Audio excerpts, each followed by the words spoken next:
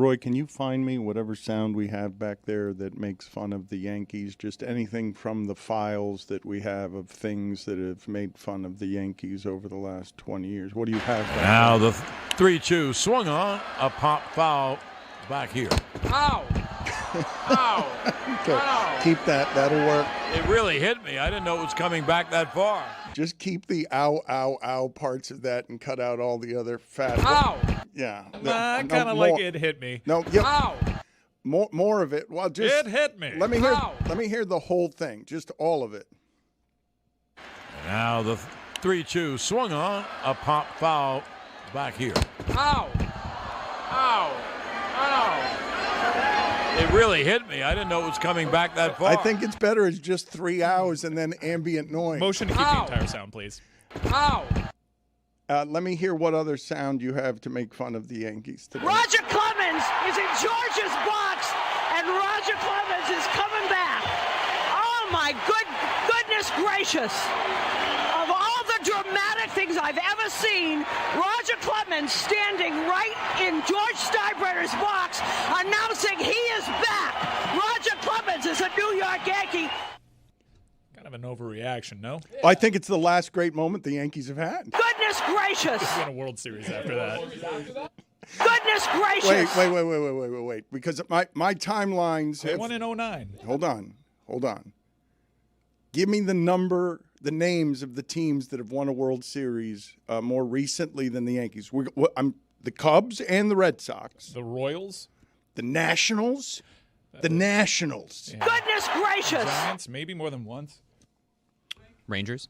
The Rangers. Wow. Giants 3 times. Goodness gracious! Happy New York Suffers Today Day. Billy ran in today, though, and this is super rare for Billy, where I can hear the smile in his voice, and he's just talking about white Corvettes. Goodness gracious! What are you up to? I'm up to nothing, but I'm prepared to maybe have to be involved in some nonsense, which, sometimes I'm down for some nonsense. So we talked about this yesterday. Greg was complaining that he got a Corvette for his birthday, a white Corvette. He didn't like a white Corvette. And then you made a bet with Nick Wright for $5,000 over a game that I don't think either of you really care all that much about, which is like weird. But rich people stuff. You're just betting $5,000 like it's I'll nothing. give you points. Yeah, like that. It was strange. And then he said that he bought his dad an old car that was not white. It was seafoam green, if I remember correctly. And then we somehow found a 1993 Chevy Corvette that was for sale for under $5,000. So we decided, unbeknownst to Nick Wright, to possibly change the stakes of this bet. So he may think that he's going to be owed $5,000, but may in fact receive a 1993 Chevy Corvette that needs a transmission.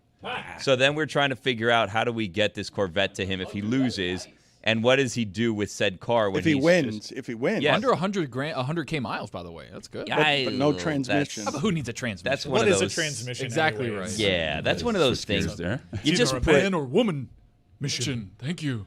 Ow! You were great yesterday, by the way. Thank you. Did you hear the news, Dan? Start spreading it. Ow!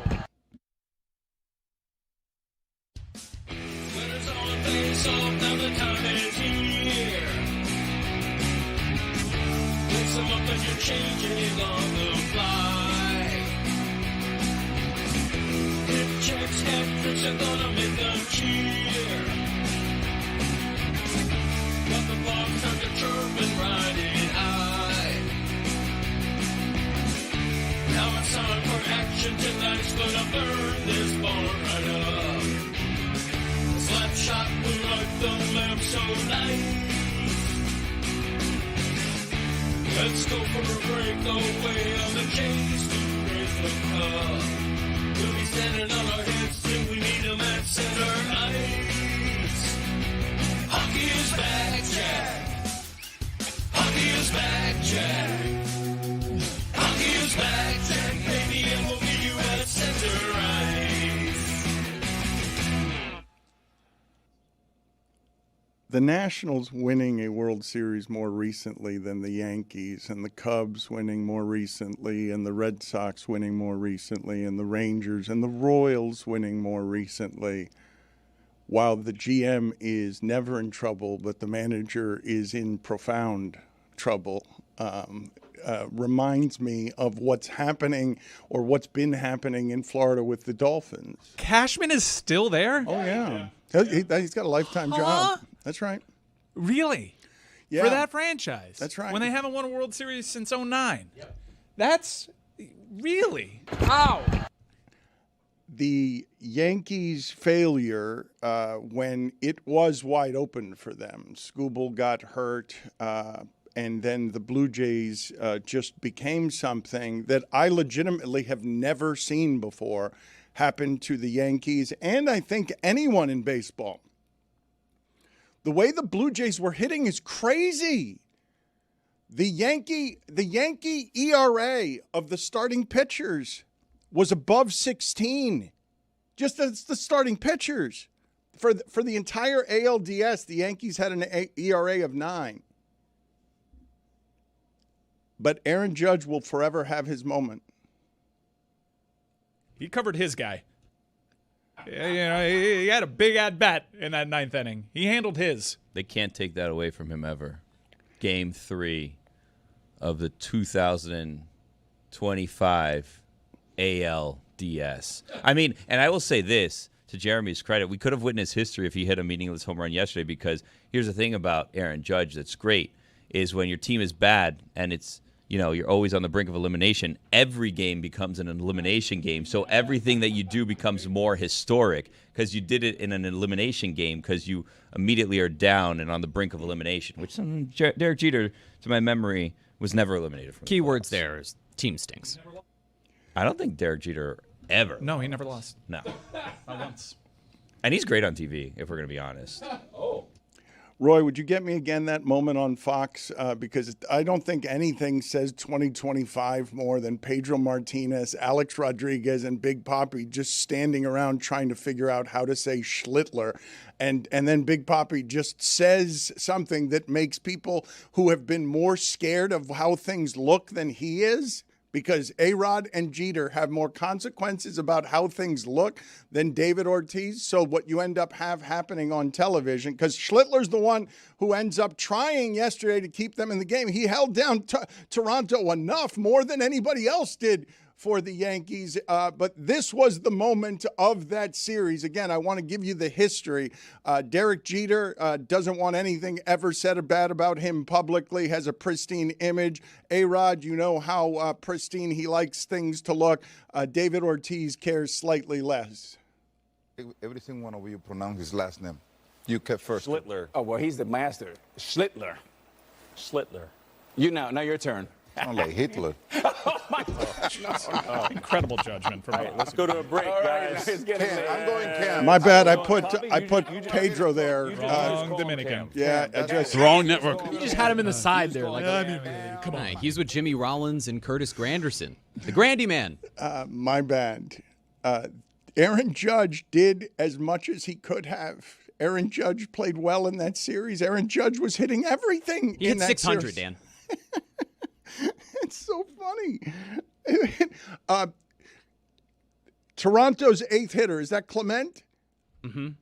How many sure. how many hits did he have in that series? You ready for this one? So Trent Grisham of the Yankees went 2 for 17. Volpe went 1 for 15 with 11 strikeouts. Ben Rice went 2 for 11 with 5 strikeouts. Jazz went 2 for 14. Cody Bellinger went 3 for 16. That means they were combined 10 for 73. Clement had 9 hits.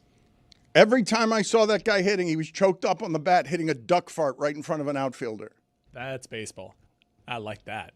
Choking up, duck fart. There we go. But you could see the vibration off the end of the bat in that last one. It was amazing. The Yankees keep throwing these high-priced starters at him. They don't have Garrett Cole, and he just keeps going up there. And every time he was up there, I felt he was closer to holding the top of the bat than the bottom of the bat. And it's just like hit the ball 97 feet right over the second baseman's head, right over the shortstop's head, and then wait for Vladdy Guerrero to get back up so he can have his 9 hits.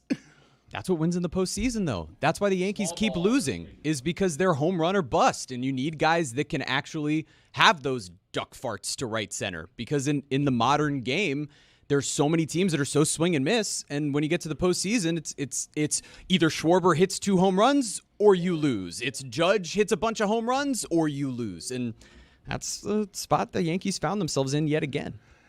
Did you guys enjoy it? Billy, did you enjoy watching the Yankees lose, or is that something that has now become cliche since 2009?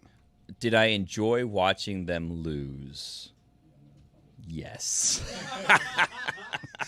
You sound like Pam Bondi repeating the question. I enjoyed watching them lose. Did I enjoy watching Clayton Kershaw fall apart? Easy. What is that supposed to mean? Shoehorned. Straw man. How much did you enjoy it? Kershaw or the Yankees? Well, I didn't even ask you about Kershaw. You went to Kershaw. Well, I didn't care. I wasn't thinking about Kershaw. I didn't ask you any. You were the first one to mention that Kershaw blew up during. Most people were sleeping during that last I watched night. Kershaw coming out of the bullpen. He's a hoss now, huh? This was sad. It was sad to see him come out of the bullpen. The last time I watched him pitch, Dan, he was at least 40 pounds lighter. He is thicker. Aren't we all, though? That's fair enough. Put it on the poll at Le Batard Show. Aren't we all thicker now? And to do it in front of his maybe hero, maybe not. Maybe we're just pretending he's hero, Sandy Koufax. Someone needs a memo from the War Department. Wasn't asking you about Kershaw or the They Dodgers. let him finish that game. They would have let him give up 60 runs if he was going to give up 60 runs, right? He wasn't even on the roster the first round. So then they had him there, and that was honestly was like just a respect thing for Kershaw. I was like, okay, this is his last season. We're going to send him back out there. We already lost this game. Doesn't matter if we win or lose. We're up 2-1. Or we're up 2-0, I guess, against the Phils. He's going to get his moment. I mean, I'll tell you what. It was prime playoff Kershaw. So the fans did get that if that's what they were looking for. Didn't ask you about Kershaw. Yeah, that's just, I didn't know if we were going to get there or not, so I decided. I the was Yankees, hoping we though, wouldn't. I mean, jeez. Ow! They stink, huh? Yankees. And then they asked Aaron Boone, "You going to be back next year?" And he's like, "I'm under contract." Buddy, you're not going to be back. I hate to be the bearer of bad news here. It's not going. What is this fool doing that I see over here on the screen? It's Zaslow joining us from Europe. I have been told by Roy that he is on delay, which doesn't bode well for wherever it is that we're headed now in terms of audio and video. Before we get to Zaslow, though, can you just play the manager of the Blue Jays, Roy, John Schneider, making fun of the Yankees in his own clubhouse yesterday? Because really, I have not seen a baseball team hit the way that Toronto hit in that series. They just clubbed and dragged the Yankees all over the place. And so John Schneider, the Blue Jays manager, and I would forgive Mike Ryan for thinking that Cito Gaston was still the Blue Jays manager either time, given that we just told him that Cashman is still the GM of the Yankees. But let's go ahead and play John Schneider making fun of the Yankees with one punctuation of sentence that just makes fun of Sinatra, makes fun of New York, makes fun of the idea that you guys are winners.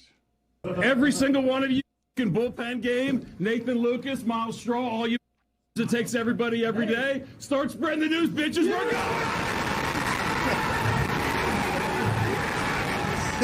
That dude was a mean IPA.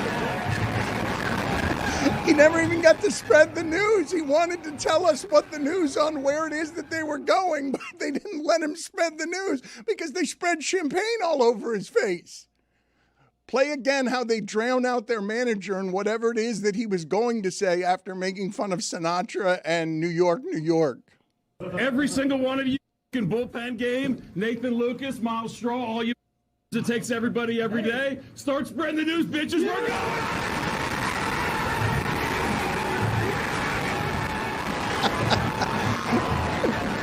Wait till they get a load of Scooble. The courtesy on this video is Ariel Helwani. Was he there? He's just there. Anything that happens Canada, he's there. Just getting soaked? Just like, oh, shh. What is going on with Zaslow? Billy, do you want to introduce him? I saw people complaining that he's now in the company Slack. I saw people complaining that as soon as his podcast shoots up the rankings, he does it the special Meadowlark way, takes a long vacation and just goes to Europe so that everything could die as soon as he leaves. What is happening over there, Zaslow? Where are you joining us from?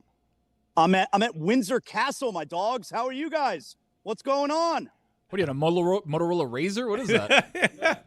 I'm on a regular phone. Look at this. I'm in a castle. There's a castle behind me. You know about that? You know about that Windsor Castle? No, that's a manor if I've ever seen one. How is it Matter of fact, how is it possible that go ahead. Zaslow's reception is better than Tony's when Tony was like 3 stories ahead of us or above us like 3 days ago, and there's no delay here with Zaz? It's a good question. Meadowlark Media. Useless comment by Billy. You know, Absolutely useless. Is there any other kind? Zaslow, what were you going to say before Billy interrupted you because you're calling us on delay? Oh, it's just going to be like, you know, have you ever been at a castle? Matter of fact, if you look behind me here, you got one of those guards. You see that dude right there? Like he's guarding the castle. I think he was just doing a TikTok dance a few minutes ago, actually. But I got one of those guards behind me. I'm running this place, man. I was hoping to run into the king. I didn't see him, though. I was going to pull like a Black Panther move where I was going to be like, yo, you know, this is your king. But that fool was scared. He wasn't anywhere to be found. Why weren't you here for the Panthers raising another banner, giving out their rings? Why are you about as geographically far away from your team as you can be? Dan, let me break something to you here. All right, wives, they love money. Oh, for the love and of God. when you get the money, which I'm getting now, you know what they want to do with it, Dan? They want to spend it. And one of the things they like to do is travel. So here we are. I'm in London. Why are you in the Slack, and why are people complaining that you're in the Slack? What is the story? Complaining? No. What are you talking about complaining? I'm up in the ante. I love that Zaz is in the Slack because he is doing it as pure Zaz. I don't think he understands what the video dump is for. I think he's... Oh, I understand. You're just making it a vacation album, but I like it. Look, like he sent this and with the caption of, you know about that Stonehenge? He's seeing the world on Meadowlark's money. There was one time he saw a statue of like some English figure, and he was like, I know that fool. I don't know that fool was the caption. Yeah, so he lives the gimmick, Dan.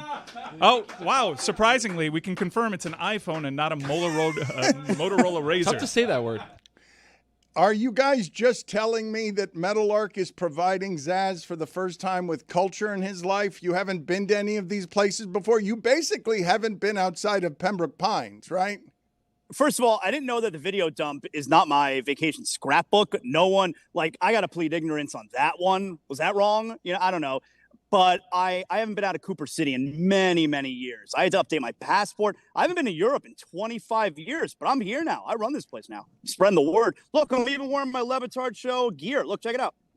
You guys realize that he is climbing the ranks at college football at ESPN, and just recently bought things other than the junk that's in his closet, so that when he travels to Wisconsin, he's not doing so in a 2006 Miami Heat T-shirt. Do undercover cops look like that in Europe as well? You do look like a very bad undercover cop, like 21 Jump Street spin-off. Like you're dressed like a high school kid. Whatever, man. Hang with him. I don't know what to tell you. That looks like someone that would tweet at me. He doesn't know who Bad Bunny is. I like Bad Bunny. Thank you for joining us. Anything else you're going to put in the Slack? From where else are your travels taking you? Yeah. When are you back? I'm going to put a lot more things in the Slack. I got some great pictures of Buckingham Palace. I met up with Joy Taylor out here yesterday. I might throw some pictures of me and her in the Slack. Hey, that's my gimmick. Buddy, you better come back here and take back your gimmicks. You can't just leave on vacation as soon as you get hot. That's not the way that works. It does around here, but no other media entity is that the way it works. You know what happens? The listeners, they want me more. They're like, where are you, Zaslow? Where are you? And then when I come back, I'm going to come back to a king's welcome. That's exactly what's going to happen. This is a good plan by me. I know what I'm doing, Dan. Okay. Thank you for joining us from Stonehenge and from a castle. We appreciate your worldly travels. Come back and tell us about. By the way, I'm 5 hours ahead of you, Dan. Do you understand how time zones work? Yeah, generally. Okay. All right, just making sure. Whatever. Okay. Who wins Game 4 tonight? Phillies or Dodgers? You already know the results. Oh, you want the spoiler? Yeah, spoiler. Phillies forced to Game 5. You love it. It's a great game. Wow. Great game. Phillies Thanks, forced Game Zaz. 5. Yep. Thank you. Yep. Don't tell anyone I told you. It's kind of breaking the rules of time travel. All right, I'll see you guys later. Just going to make it clear, he's still 4 hours from watching that game. Thank you. It's an important correction. He just wanted to make from Europe a Lord's time zone joke because the further inside you go on the jokes, the more about him he can make it, which makes him fit right in around here. One of the things that I most enjoyed about yesterday's Yankee game is the bases getting loaded in the bottom of the eighth, and hope rising up. It lasted for one pitch, that hope. That's what I liked.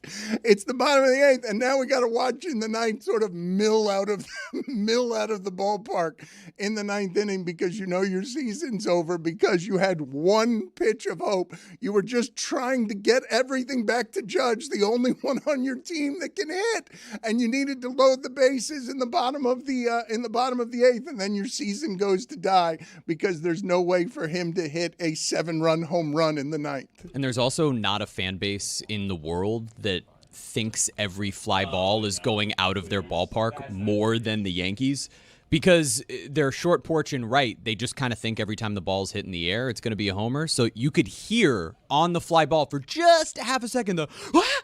Yeah. Oh, it was great. It was fun to hear hope die at the feet of the Toronto Blue Jays, who might again win a World Series before the Yankees. The Mariners might win a World Series before the Yankees. The Brewers might win a World Series before the Yankees. Tigers.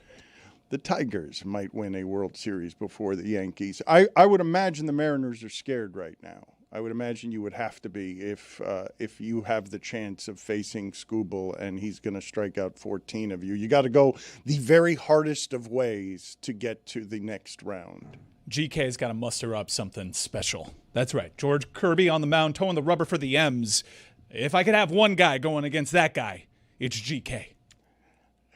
What is it that you guys expect when you put these pressure of expectations on people where Aaron Judge isn't doing enough even though he's doing everything because baseball is obviously a team sport until you give the ball to Skubal?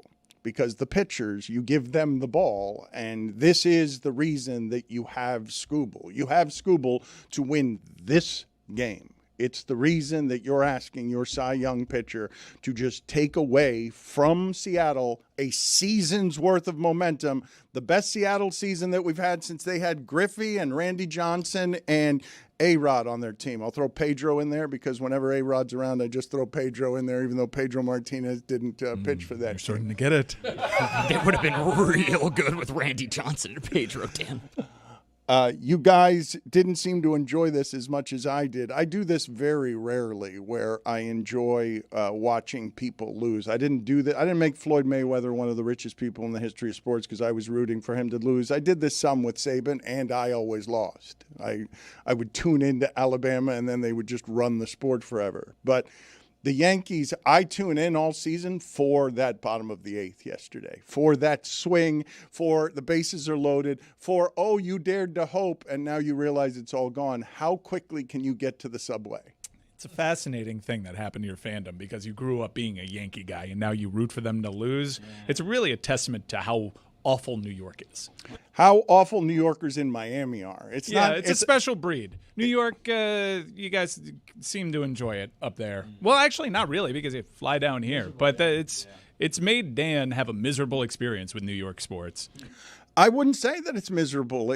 I would say that it's just grown from we only had the Yankees here in spring training once upon a time with the Dolphins, and it's the only major league team that we had down here, only major league sport that we had, and we only had it during spring training, and then we got all the other sports. And so I did what my parents did, rather. My parents grew up Mets fans. I've told you the happiest I've ever seen my father.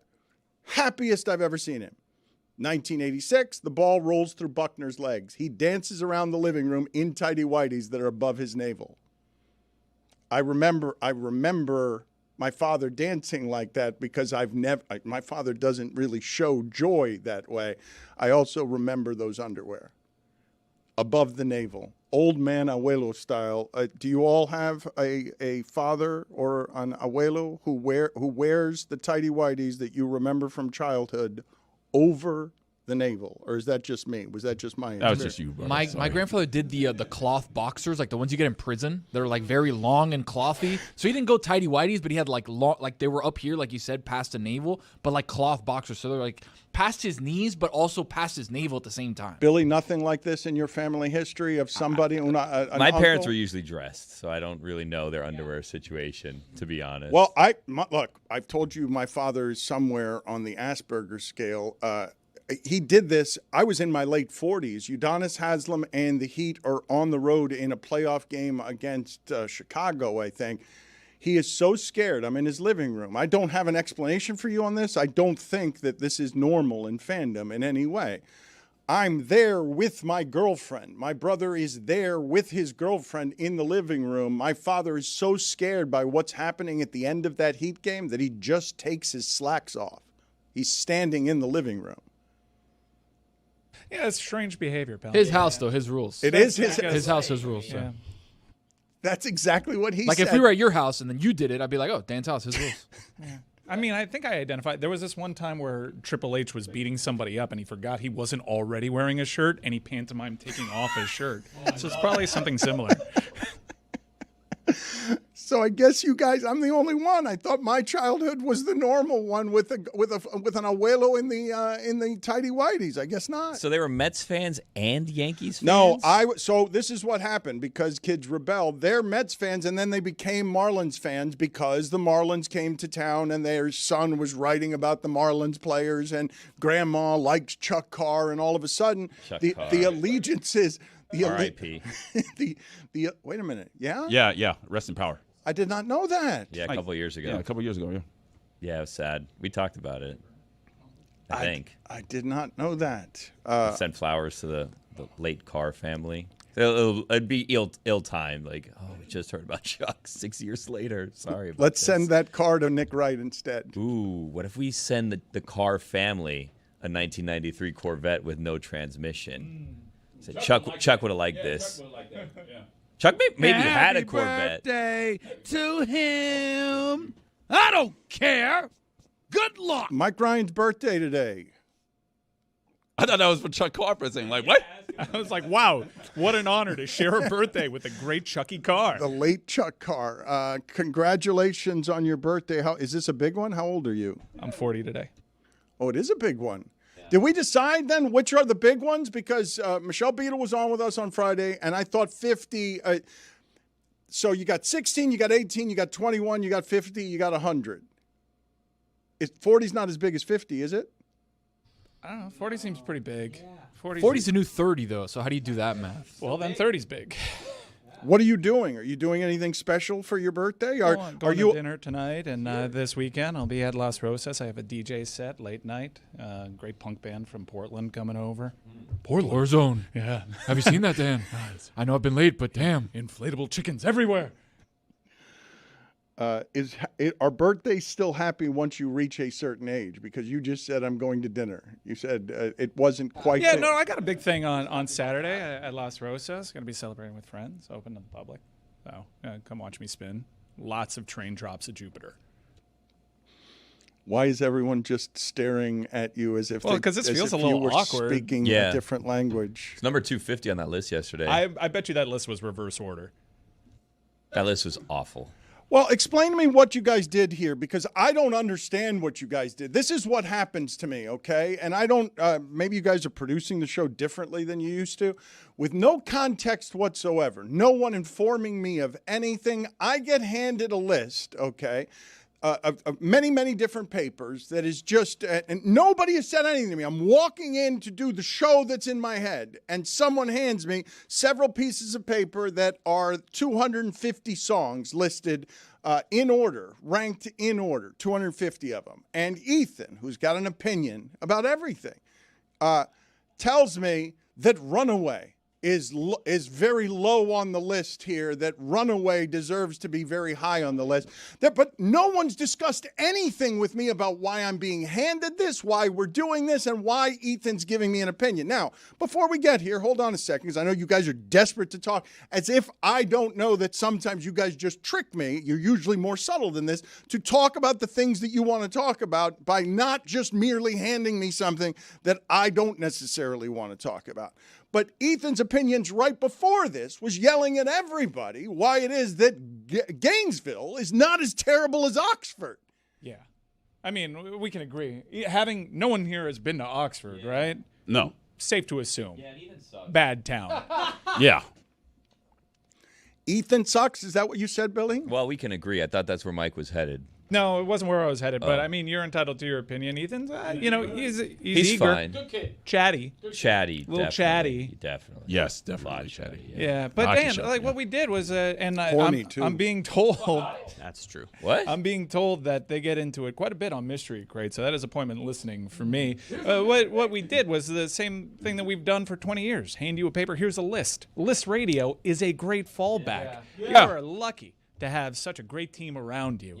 And, I mean, there were already 2 Kanye songs on that list. Are we going to put Runaway in there? I don't know. Probably not. Also, I'll clarify. We don't get into how chatty Ethan is. We get into this list of songs because that's what you want to listen to, not chatty Ethan. I don't want to do a list of 250 songs that has no context that we were not talking about at all. I do want to talk about Gainesville and Oxford because the conversation that Mike and Ethan were having, I wanted on air, but unfortunately many of our good conversations happen off air. I wanted it on air without Ethan's involvement, which was Mike just telling Ethan again and again, no, you guys really need to keep Billy Napier. He does this thing he's great, where you get stronger during the season, and you should keep him forever. They fight for that coach. They love that coach. That they play so hard for Billy Napier. Yes. Billy Napier has to stay in Gainesville, should be given a lifetime contract. He should. I mean, you don't see teams fight for an embattled coach, and they've shown this year over year. They love their head coach. You see that spread at College Station? Very difficult place. And out of all the college environments that I've been to, traveling to, as a University of Miami fan, that's the nuttiest place. College Station is genuinely intimidating. The Swamp, nothing. Doak, nothing. Honestly, not a big deal. College Station, you feel that place. Only a 7.5-point spread. You know what that tells me? Even the bookkeepers know. They love that coach. He's a good coach. In today's modern age of crazy football, they already have the collective thing nailed down. You got the coach that they fight for. You got to keep Billy Napier. They're going to save his job again. I hope so. God, I hope so. We were talking yesterday about an assortment of college football things, and what we never got to, I erred in not getting to 2 things yesterday. One is Odell Beckham secretly getting suspended for 6 games based on a Dolphins career. Get me the stats, please, for the Dolphins career, because I remember having the conversation with Mina. I'm like, he seems like he'd be useful in this offense. He seems like someone who would be good for the Dolphins as a third receiver, given just who Odell Beckham is, but his stats were truly dreadful while he was here. And then I learned, while he's out of the league entirely, he's on the Pivot podcast, he's saying, yeah, I'm suspended for 6 games as I make my comeback. 9 games, 9 catches, 55 yards. Ow! 9 catches, 55 yards for a receiver that upon his arrival, we were arguing, did he just make the greatest catch we've ever seen? And is he one of the greatest receivers we've ever seen? Really strange career for Odell Beckham. Greatest catch ever. I think consensus, right? Greatest catch ever. Yeah. Unbelievable catch. Was a superstar in New York. Goes to Cleveland. Really disappointing tenure there. Everything around that franchise around that time was really, really odd. Then arguably would have been MVP of the Super Bowl had he not torn his ACL in that game. And then a 6-game suspension at the end of his career where he's no longer going to play ever again. It's like finding out who the Zodiac Killer is now. Like, all right, congrats, whoopee.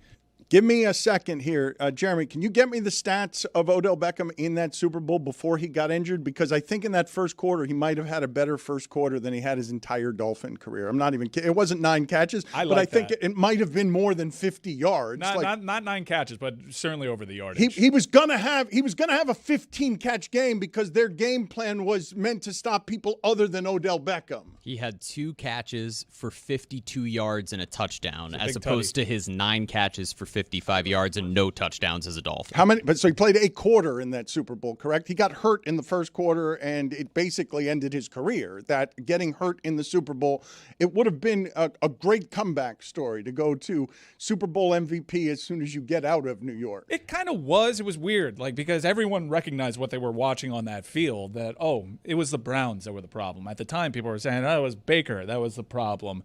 And I guess the Rams just have a secret sauce. Another point that I didn't get to make yesterday before we get to these 250 songs and the whatever Ethan thinks about number 233.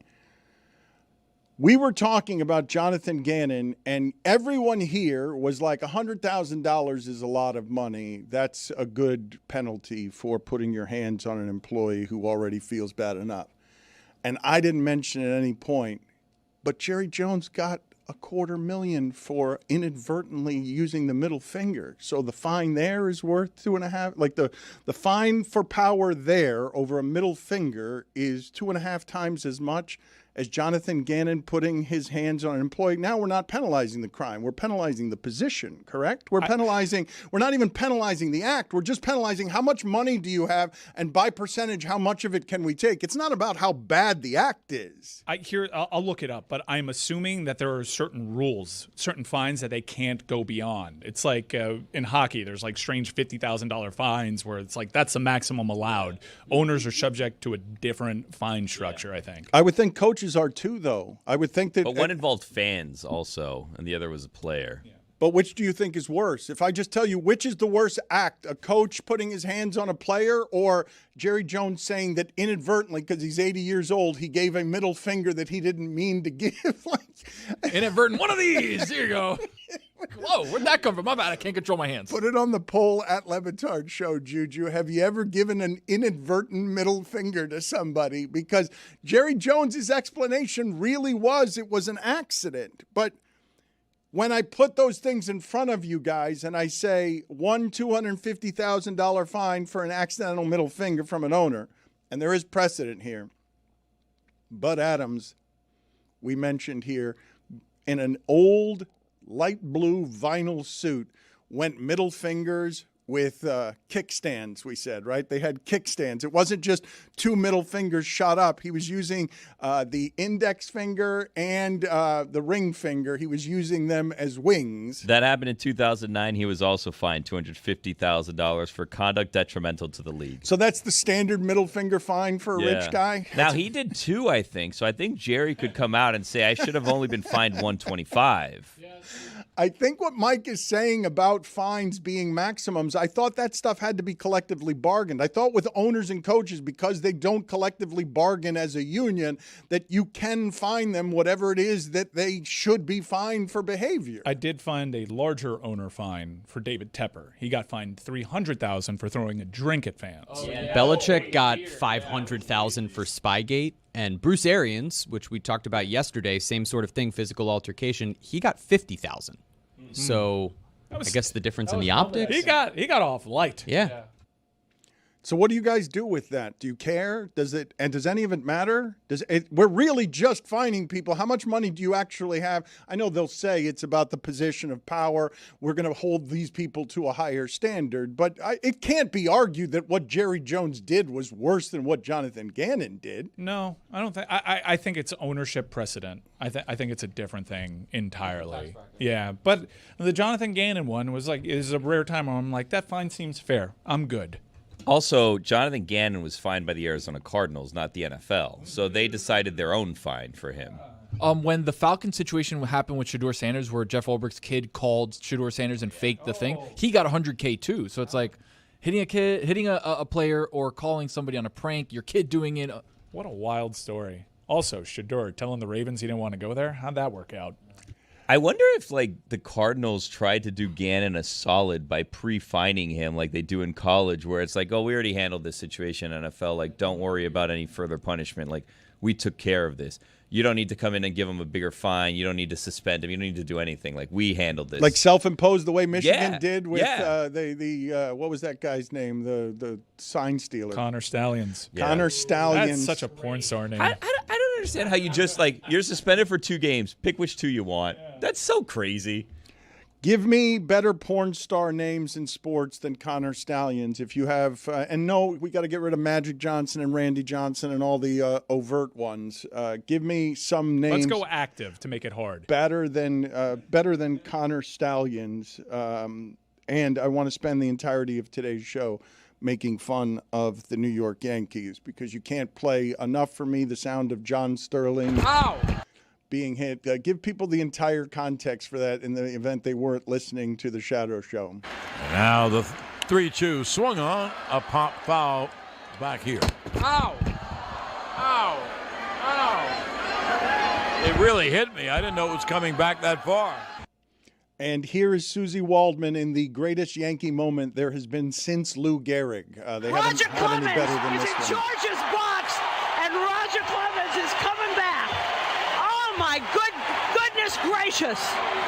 Of all the dramatic things I've ever seen, Roger Clemens standing right in George Steinbrenner's box, announcing he is back. Roger Clemens is a New York Yankee. In the last 25 Major League Baseball seasons, the New York Yankees have won the same amount of World Series as the Miami Marlins. Goodness gracious! Billy comes in here just slightly more radiant than he usually is, and I can't tell if it was Kershaw. It was hate watching. It was hate watching baseball yesterday. Can you hate watch something you love? Yeah. Yes, you can.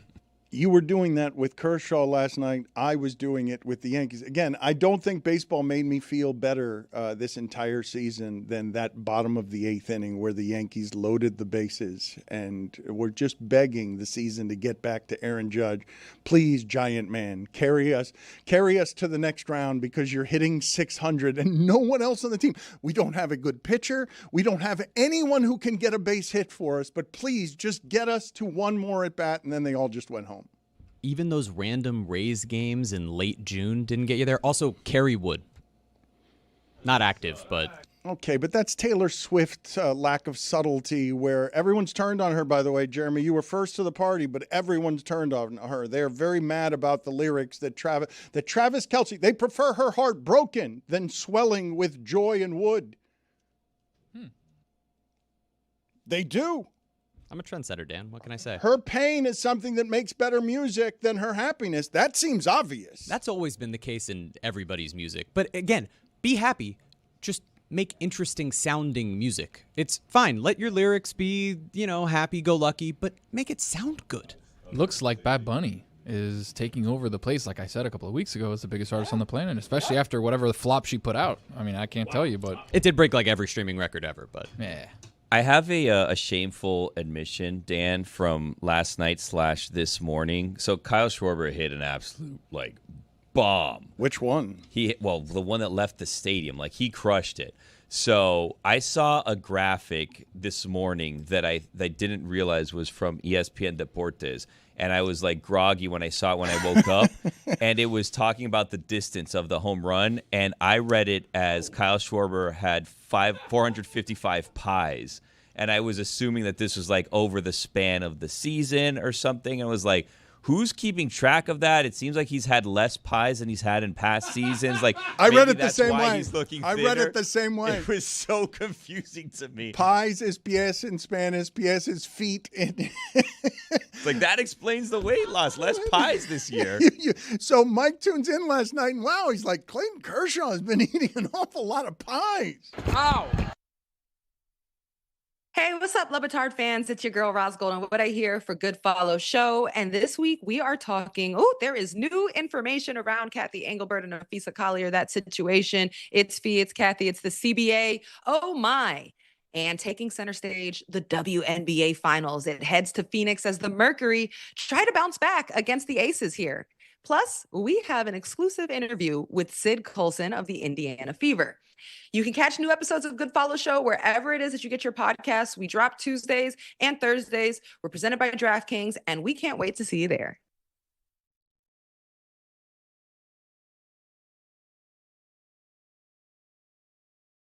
cute little birds. Human feces. Yeah, That's that was terrible. OLI. OLI, human feces.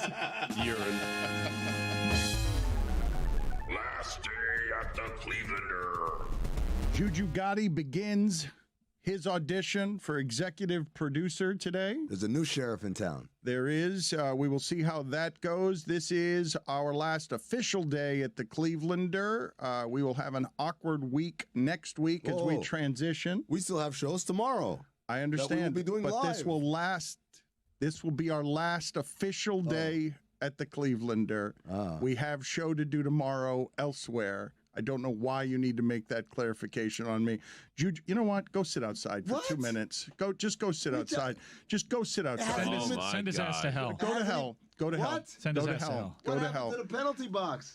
We God have will mercy on you. celebrate our time at the Clevelander. I don't know if the rest of you are emotional about this or not, but David Sampson is one of the new Meadowlark employees. It has been a polarizing hire, but many people love the content that David Sampson puts out on Nothing Personal, which is now part of the Le Batard and Friends family, and love this hour. David, today is our last official day at the Clevelander. How many times have you been here, and what is your favorite Clevelander memory? My favorite Clevelander memory, we used to spend a lot of time at the Clevelander because remember, we had a Clevelander in the ballpark. So I spent a lot of time there negotiating with the people who owned the Clevelander back in the day as we put together a deal to put the Clevelander in Marlins Park. And we would go there for afternoons and we'd do a meeting and we would block off from 2 to 7 and the meeting would be from 2 to 2:30. And then we would just go hang out by the pool from 2:30 till 7 and have a lot of fun. I never felt unsafe. It was always an interesting, fun crowd. There were times when we were playing games or jumping in the pool or all sorts of interesting things, and that was pleasure. My biggest business memory, I believe, is the first time I came into your studio and I pulled my car up right in front because no one had told me where to park, and someone came out, and I expected it to be valet, and it was someone who came out and said, "You can't park there. That's where Dan Le Batard parks." And I said, "Listen, I don't want to take his spot, but I'm leaving my car here. I'll be back in a half hour." And the answer was, "I'll have to ask Mr. Le Batard." And I said, "That won't be necessary." And I just kept moving. I gave him the keys, and I came up to your studio. Dan, what did you say when they asked you? They never came. They knew not to ask. That's my spot. They pretended to ask. Get off my plane.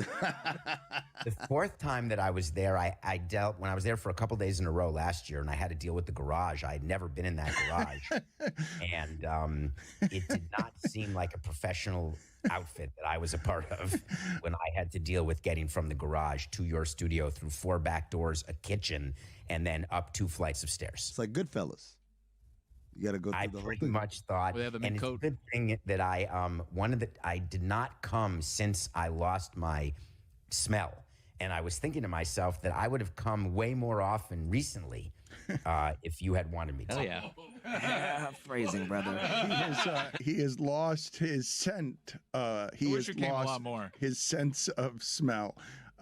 He does not actually smell, or he smells like nice things when I have smelled him. He Hasn't come since. He is a very, we already got that joke. It's been made 4 times already. Let's get to Someone the top. just sent me something, Dan. It's being done in Mexico, and once in the United States that they're giving shots in people's necks in the hospital that gives them their sense of taste and smell back. I've had a bunch of people get to me on Twitter with that, and I've been deciding whether or not to do that, but it's not FDA approved, and so I'm not sure what to do.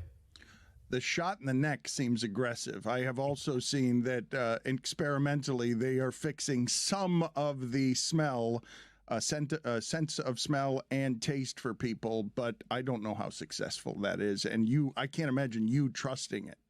No, and I'm not going to go to Mexico to do it, right? That doesn't seem, and that's nothing against Mexico. I just feel like I don't want to be.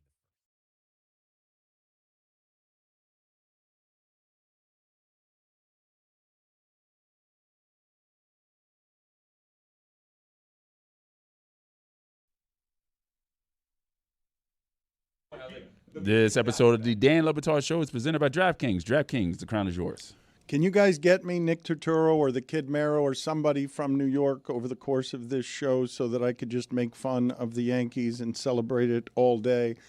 And speaking of celebrating the failures of others, can you guys please find for me credible reporting on Bill Belichick? Because I keep seeing that he's discussed his buyout with North Carolina and that he has signaled that he might be willing to trigger the $1 million buyout, so the whole experiment won't last very long, would last the equivalent of about a month. But is that real? What's the real reporting on that that's most accurate on is Belichick trying to just get out of there? Well, let me say that Ollie Conley, despite how certain North Carolina fans may feel about him, is reputable on the Bill Belichick front.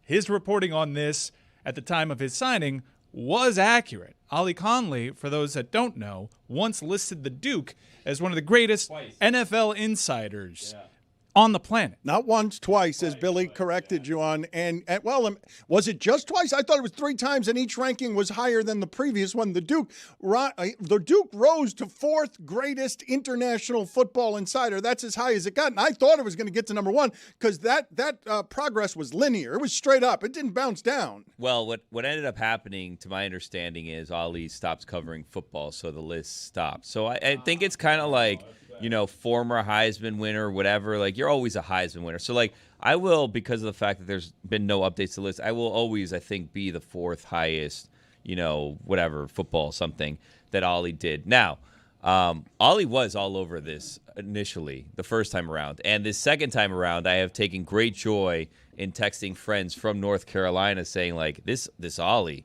he's telling us what's going on here. And he's saying Bill's gone. And they hate Ollie in North Carolina. They're like, he's so full of shit. He doesn't know what he's talking about. And I was like, well, he was right. He was right there the first time around. I believe Ollie, which is weird because he's, to my understanding, British. And I don't know how it is that he has contacts and knows exactly what's going on in Chapel Hill. He has tweeted, and it's credible enough that it has more than 10 million views because whether you think he's a credible insider or not, he's reporting per sources that Bill Belichick has discussed buyout options with North Carolina's hierarchy, and he has signaled a willingness to trigger his own $1 million buyout if he can find a soft landing with another team or in the media. Please put it on the poll, Juju, at Le Batard Show. Is Billy indeed the 4th highest whatever football whatever insider whatever? I had one of my most awkward public moments with Ollie Connolly at the Super Bowl, I think like 2 years ago, because he came up to me. It was the last day of Super Bowl. You're always like, just trying to get to the flight, basically pick up everything. It was like late in the day. And he kind of like appeared. He's like, hey, what's up, Billy? How's it going? I was like, oh, hey, how's it going? And I was like half paying attention, whatever. He's like, I'm Ollie. I was like, Ollie? And then I was like, can I give you a hug? And I gave him like this big hug. And I could tell he very much did not want a hug from me. He's like, oh, sure. Like, I guess, like whatever. And I gave him a hug. I'm like, man, like, it's so great to meet you. I'm so excited and blah, blah, blah. And he's like, all right, okay, I got to go now. And he like left me because of how awkward I made things. Well, it's funny that you should mention that on a couple of fronts. One, Ollie Connolly is Mina Kimes' guest on her podcast, the Mina Kimes Show featuring Lenny. And so if she respects him, you should as well. But when you bring up that story... We respect Ollie Conley. Yeah, what is I meant this? the audience. Yeah, but he's credible. He's from The Guardian. I He hugged knows the man. ball. I hugged him, okay? Yeah. I don't just hug anyone. Mike has additional reporting on this. But to that point, and perhaps you guys will be surprised at this as well, you don't just hug anyone. And this week, you and I hugged at my instigation, and I felt the way that you felt around and with Ollie. I felt like you didn't want that hug from me. I'm a good hugger. I give a good hug. I just don't know when it's appropriate to hug and when it's not. I used to be a hugger. Like I do like the hello hug that, Hispanic culture is very tricky with the hello kiss. Like we're not going to beat around the bush on that one because you don't know, is it presumptuous to give a hello kiss? When you grow up, you're in high school, whatever, hello kiss. But then you like leave your bubble and you're no longer dealing with only Hispanic people and you don't want to give hello kisses to people who don't understand and that then this COVID. is just part of the COVID hurt the hello kiss. Yeah. He's so right about this, though. I don't know what is our, I try to meet a person's greeting with what they are comfortable with, and I often miss the mark.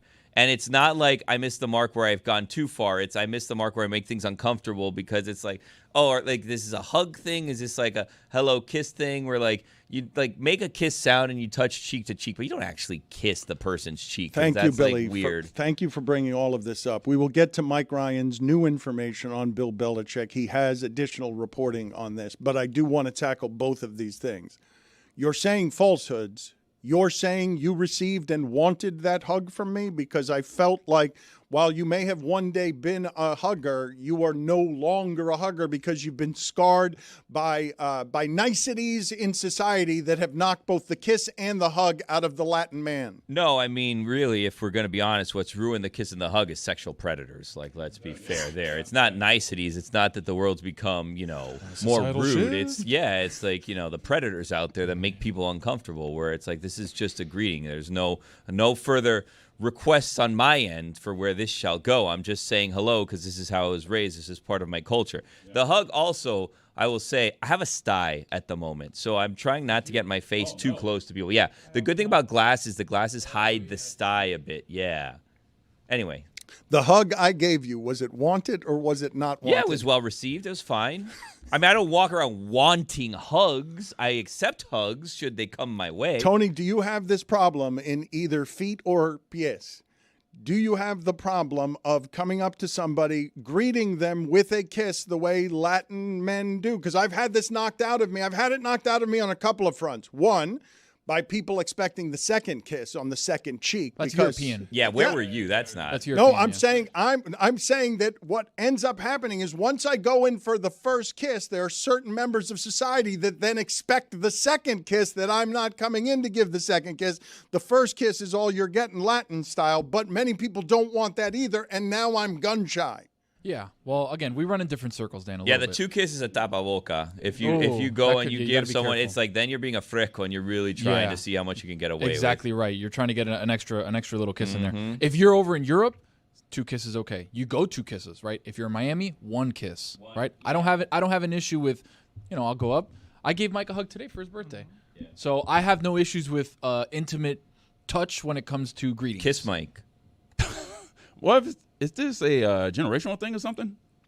Maybe it's because you're older and that this new generation is like, no, we're not accepting that anymore. No, we accept it. We still do it. I think in Latin culture, the reason I was asking Tony is because I'm assuming he's almost only exclusively running in Latin circles. I don't shake hands. Like, I only shake hands with people I don't know. Like, hey, how you doing? Okay, great. I'm going to shake your hand. But like, if it's somebody that I know, if it's an extended family member, even if it's somebody that I haven't seen in a long time, like, I'll go in. No, hey, but this is where I make the mistake, though. I will, by way of greeting, simply because I'm Latin and got grandfathered in. People I'm meeting for the first time, I will go in for a kiss, and I don't think that's acceptable anymore. That's still acceptable. I do the same thing. I'm with Billy on this. What's the new reporting that you have for us, Mike? I want to add to Ali Conley's reports because most people just read that first tweet of his, but there's a lot of detail here, and it tracks with how these things go, folks. So he goes on to add, members of Belichick's coaching staff have already spoken to other schools. That's a pretty big one, and I'll explain why later and add that to another tweet that he has. The Rats are, quote, leaving the ship. Some staffers believe a change will come within 2 weeks. Reports of serious recruiting violations remain under investigation at UNC. Recruiting and practice violations have already been proven by the school, according to multiple sources. Using recruiting violations to knock down a coach's buyout has become standard practice. Once again, totally accurate, just learning from history from Ali.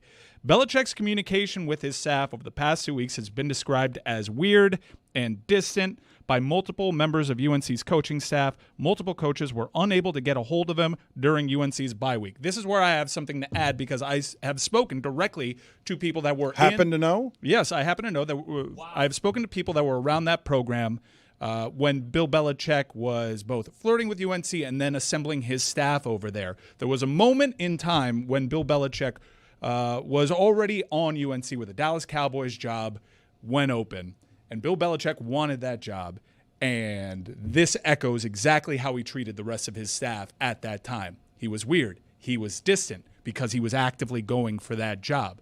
This has happened a couple of times where everyone knows he wants to get back to the NFL. I hear that, and it tracks with what I heard from before. And the coach himself, who has been photographed in Nantucket with Jordan on a bye week, strange time to take a vacation when you're underwater with your program. Yeah. He came out with a statement saying he was fully committed to the program. The program backed him up there. You see something like that, and you know there's something to the rumors right now. This is not going well for Bill Belichick. And yesterday, I turned to my left and I said, what would we handicap Bill Belichick actually returning next season to North Carolina? This is starting to get messy, folks. Ollie's a good reporter on this beat. Like, if Bill Belichick does come back to North Carolina, I expect him to tread water over there for a couple of months and then deuce out. Like, that's always kind of been the plan. He was hoping to rebuild his coaching credibility and get back to the NFL. Unfortunately for him, his ego, and those around him, it is not going the way he thought this would go, and it's hurting his chances. He's probably better quitting now than further cementing his name as a failure. Oh, my God, he knows. He happens to know. Come, everyone. Come and listen. Happens to know. He happens to know. Well informed. You said cryptically that you turned to your left and had a conversation about next year. I would think at this point the Flames have gotten high enough in terms of legacy destruction that most people listening to this do not expect him to last the year. It's a capitulation, Dan. Sometimes you're on a stock that's tanking and you decide, I don't want to lose it all. I'll just save like 20%, and over time that'll be fine. And I think he's giving serious consideration to saving face and getting out while he still can, even though I think it's pretty tarnished. I mean, does he look better by quitting in the middle of the season? I don't know that makes him look any better than just finishing out the year and saying, you know what, I retire, this isn't for me, or whatever. I think adding more L's doesn't help his cause of ultimately trying to get back. I need to stop Mike, though, when he uses the language of kind of tarnished or, I mean, you said it's not good. It's a good deal worse than that. I do not have anything close to precedent on what I've witnessed happen to Bill Belichick in all of 5 games. Like, we could sit here and I can do these stats as an example. Andy Reid without Mahomes is 60 games over 500. He's got 13 this is without Mahomes. This is Andy Reid without Mahomes. Better to do it in this order than the order that Belichick did it in. Without Mahomes, Andy Reid, 60 games over 500, 13 playoff berths, 8 division titles, 1 Super Bowl, 11 playoff wins, 8 top 10 offenses. 1 Super Bowl appearance. Yes, thank you. Belichick, without Brady, 20 games under 500, 2 playoff berths, 0 division titles, 0 Super Bowls, 1 playoff win, 0 top 10 offenses. So I can give you those numbers, but none of those numbers stick to Belichick the way these 5 games stick to Belichick. You guys are doing legacy, and I don't know it hurts him that much.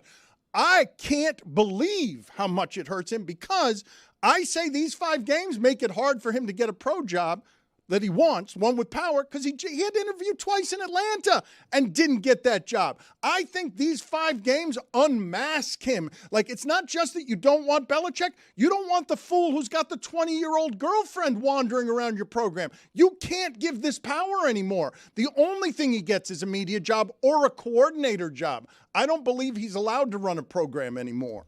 Yeah, but in the grand scheme of things, he's still one of the greatest coaches of all time. Like, this is just going to kind of be a footnote. Like, we never talk about how much of a failure Nick Saban was in Miami between stops at college. Not that's true. Like, he's still going to be remembered as one of the greatest coaches ever. But that's because he had massive success at Alabama after failing. Right? Like, there's no success for Bill Belichick after this. Here's why I do think Bill Belichick should get out now, because Bill Belichick, outside of the success, is also known for a certain mentality and the Patriot way and 0 distractions. This has been a total circus. This right now just adds to the circus. We wonder, how could it feel more like a circus at North Carolina? In the middle of the week, you have reputable reporters saying you're trying to find your way out and you're going on vacation with your girlfriend, and your school has to put out a statement saying the dreaded vote of confidence. Like, this is bad. Get out while you still can. I'm not actually doing what Billy's doing. I think Billy is correct when he says once we step back from the flavor or the scandal of the moment, the way history will remember Bill Belichick is as one of the greatest coaches ever. It's like Pete Carroll, too. I'm not disagreeing with that part. It's also the part that I find less interesting because we can argue all we want about people's legacies, and Conan O'Brien will stand over the grave of Calvin Coolidge and be like, when's the last time anyone talked about Calvin Coolidge? Yeah, Belichick will be one of the greatest coaches ever. I'm talking about the right now for Belichick and how it must be for one of the people who truly believes himself to be one of the great coaches of all time to embarrass himself so much that even before this, Atlanta was saying, we'll go Raheem Morris. You'll need to interview 2 times. I have to stop you there because I also happen to know what happened with Atlanta a little bit. You're putting it too much on Atlanta. While they may have deduced that after the whole pursuit, a lot of what happened with Atlanta was Bill Belichick not wanting to follow through with it, thinking he could get a better situation because he didn't want to have to do the things necessary to become the Atlanta Falcons head coach. Mike, my larger point is one of the greatest football coaches ever is not welcome back in this world because he's made a fool of himself on and off the field for 5 games. It took 5 games. Whatever the details around Belichick in Atlanta, Belichick couldn't get any job that he wanted this offseason, so he settled for one in the minor leagues. And 5 games later, he's in a worse position than he was 5 games ago because now who wants to bring any of that in? You tell me. Jerry Jones is willing to be so small and petty that he's actually appealing that $250,000 fine. If Jerry Jones wanted Bill Belichick 5 games ago, you think he still wants him? Stephen Ross. I'd take him, honestly. There's so many. Fun. There's so many Dolphin fans. Him or that Rex Ryan? I mean, there's so many guys with Belichick. It can't get much maybe not. worse. I mean, Tua's out here saying, I don't care if I throw touchdowns or interceptions because I just have a happy family. Like, buddy, care. Lie serum. I keep telling you guys, inject Tua with lie serum because he keeps saying all of the wrong things. I'm so happy that he has found happiness and he's centered and he has a stable life. Don't tell me about it, okay? Don't tell me about how happy you are because I'm not happy. I mean, I am happy. My family's great and all that stuff. But I'm not happy with this Dolphins team. Do we have the sound of Tua having life perspective on? He's on IR with a hip injury and something on his throwing hand. There's something wrong with his throwing hand. I don't know what the injury is. There are so many people, though, as we put a ribbon around this, that are around college football, that are college football lifers because you have to be built a certain way right now to be about this college football life. I'd handicap it at like 80% of the coaches and the people around college football desperately want to get to the pros because this shit is crazy, right? So Bill Belichick and his buddy Mike Lombardi think that they could. It is so hilarious. People are loving this. They thought that they could just stroll into the wild world of college football and dominate, and people kept receipts. That's right, Mike Lombardi. We all remember when you tweeted, not sure how Mario Cristobal faces his team today. There is coaching malpractice, and then there is coaching malpractice squared. This one will go down as an all-timer. You cannot cure this. I feel pretty cured down here in Coral Gables. Mike, where's your cure? Okay, 2 things. Is Tua on IR? Yeah, did you just break news that Tua's on I'm sorry, IR? I meant on the injured list. Not the official, on the injury list. Yes. Probable. My fault. If I said injured reserved, I did not mean to say injured reserved. Now, if that comes out in a couple of days, we know Dan was in the know and he wasn't supposed to say something. He happened to know. Lord's time zone. Also, Bill Belichick is embarrassing him. Like, he's not going to get a chance because of what's happening on the field, not off the field, if we're going to be honest. Like, Bobby Petrino still got another chance after horrible off-the-field stuff. But they'll abide by embarrassing off-the-field behavior if you keep winning. You know it's what? when you get destroyed on the field, they're like, you know what? Maybe too far. It's still going on, though. It's still that's a difference. Bobby Petrino had to like get some separation from that, and had to like clean up his image somewhat, and had to have success. Like, this stuff is still like he's in Nantucket right now. If we're with Jordan, okay, but if we're being honest, his embarrassing off the field's behavior is just he's dating someone substantially younger than him, but it's not like. He's not committing crimes. No. It's not like adultery. It's just people are uncomfortable with the age difference. It's not that. It's not that. It's that she is totally taking over, like the public relations. She is fully embedded within that program. She's on the field. There were 52. You think Jerry Jones is going to be like, yeah, come on over. Like, let's hang out. There were just be in my 52 box. Getty images from that game. 27 of them were all of Jordan. That says more about the photographers than it does about her. No, it says how he could date who he wants to date and have them in the background. He's dated plenty in his life. And we haven't really known about it outside of a weird costume that gets aggregated occasionally. This is different. It's strange. Things go through Bill Belichick's girlfriend. It's weird. Maybe she knows ball. I mean, who are we to say that a woman can't know football? Honestly, like, this is us showing our asses, I think. All right, stop with the asses and the ball. Let's just identify one thing that you're saying here and attack that. You mentioned Bobby Petrino. You're right that Bobby Petrino has been allowed to return to Arkansas as a coordinator, but he has not been allowed to do that while in a neck brace on a motorcycle with his affair on the back of the motorcycle while he's patrolling the sidelines or the skybox. Like, it does matter that this whole thing now follows Belichick in a way that makes it awfully noisy around Belichick, what you're inviting beyond the football. Like, you have to be willing, in order to make a choice like Bill Belichick, to be so desperate that you think Bill Belichick can actually fix you in a couple of days or weeks. And maybe that's a desperation that's possible. Joe Flacco is starting for the Bengals this weekend. So that kind of desperation can exist. But when you refer to these two people, Belichick and Lombardi in their 70s, trying to be ahead of everyone else, I heard Katie Nolan yesterday on her Sirius radio show screaming. She was screaming at Mike Lombardi, who apparently, according to Katie Nolan, still uses a typewriter and is proud of still using a typewriter. Katie Nolan was screaming the phrase, "Bring it into the modern age." I've never heard Katie Nolan this angry at Mike Lombardi for embarrassing what Belichick used to be. Do you guys realize that in the history of sports royalty, you will have a hard time finding for me anyone who's been unmasked like this quickly? You're not going to find anyone who's been unmasked like this. But this quickly, that precipitous fall, okay, there are more details on the Falcons' job. It's been pretty bad. I mean, he's coaching at LSU, though. He's Yeah, still but active. for now, Like, this guy's Ryan Kelly. the Bill Belichick situation, all the cronies around him are perceived as jokes right now. But the pro game is different. That's why I think he should get out right now and just say, look, I found out that college football is just not for me. My skill set works for the pro game. And he works over the next few months when the hiring cycle begins to try to clean that up, the perception around his relationship, understanding that Jordan's not going to be handling public relations when we get to the NFL. He can work on that.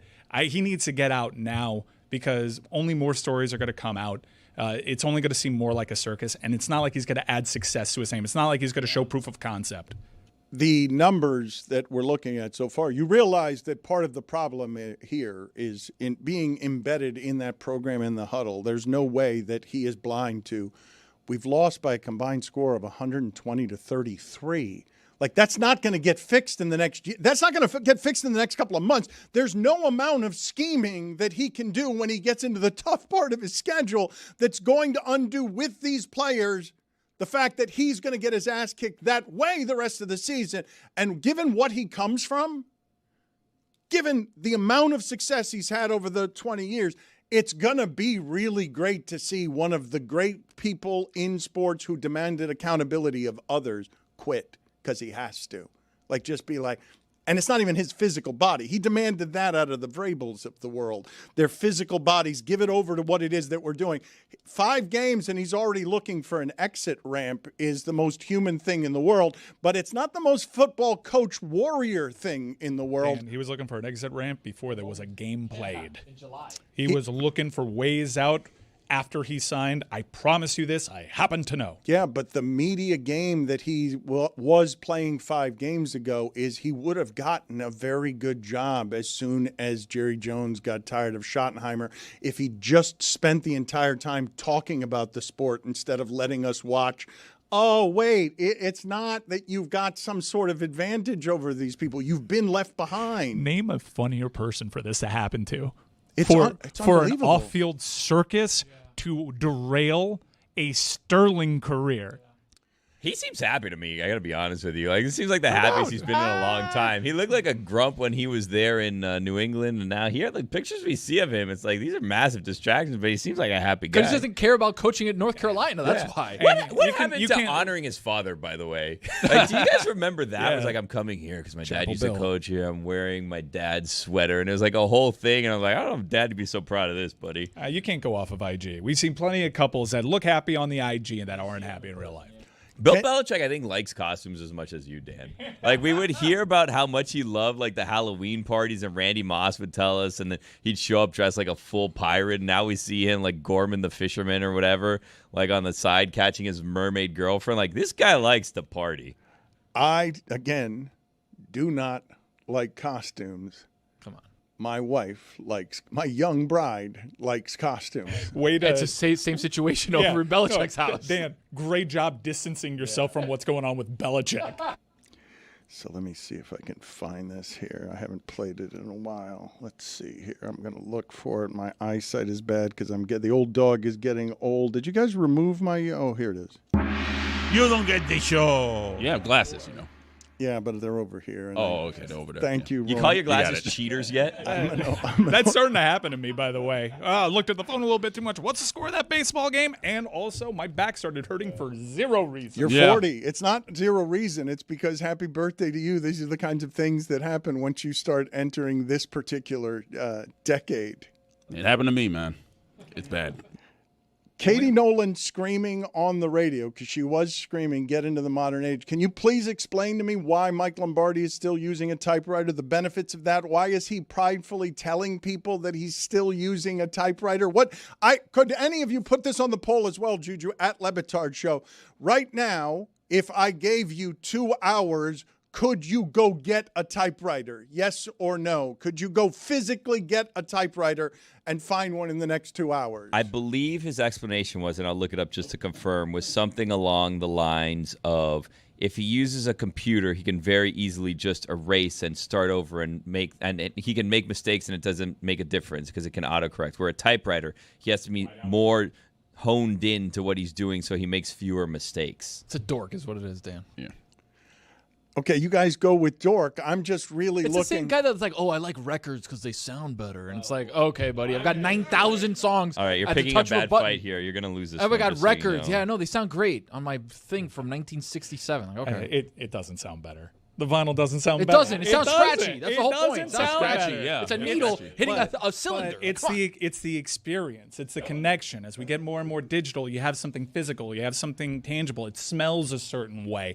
That's what people like about vinyl. The scratchiness of the vinyl, that's part of the sonic experience there. But it doesn't sound better. Anybody who says that is full of shit.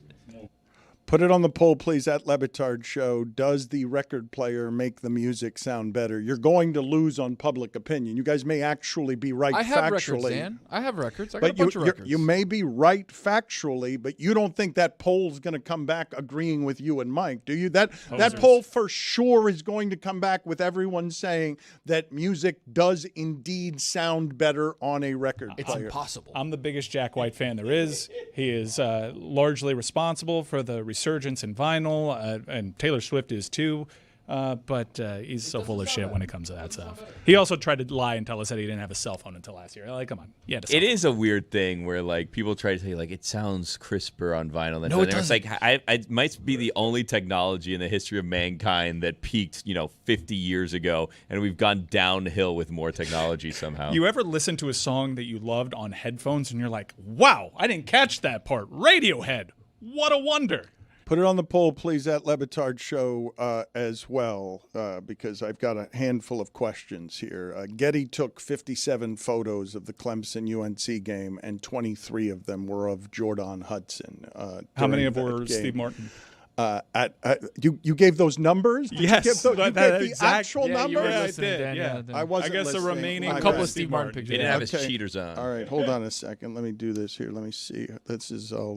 Got the glasses on. Minor penalty, 2 minutes for a shit contribution. I mean, he's right. It wasn't shit.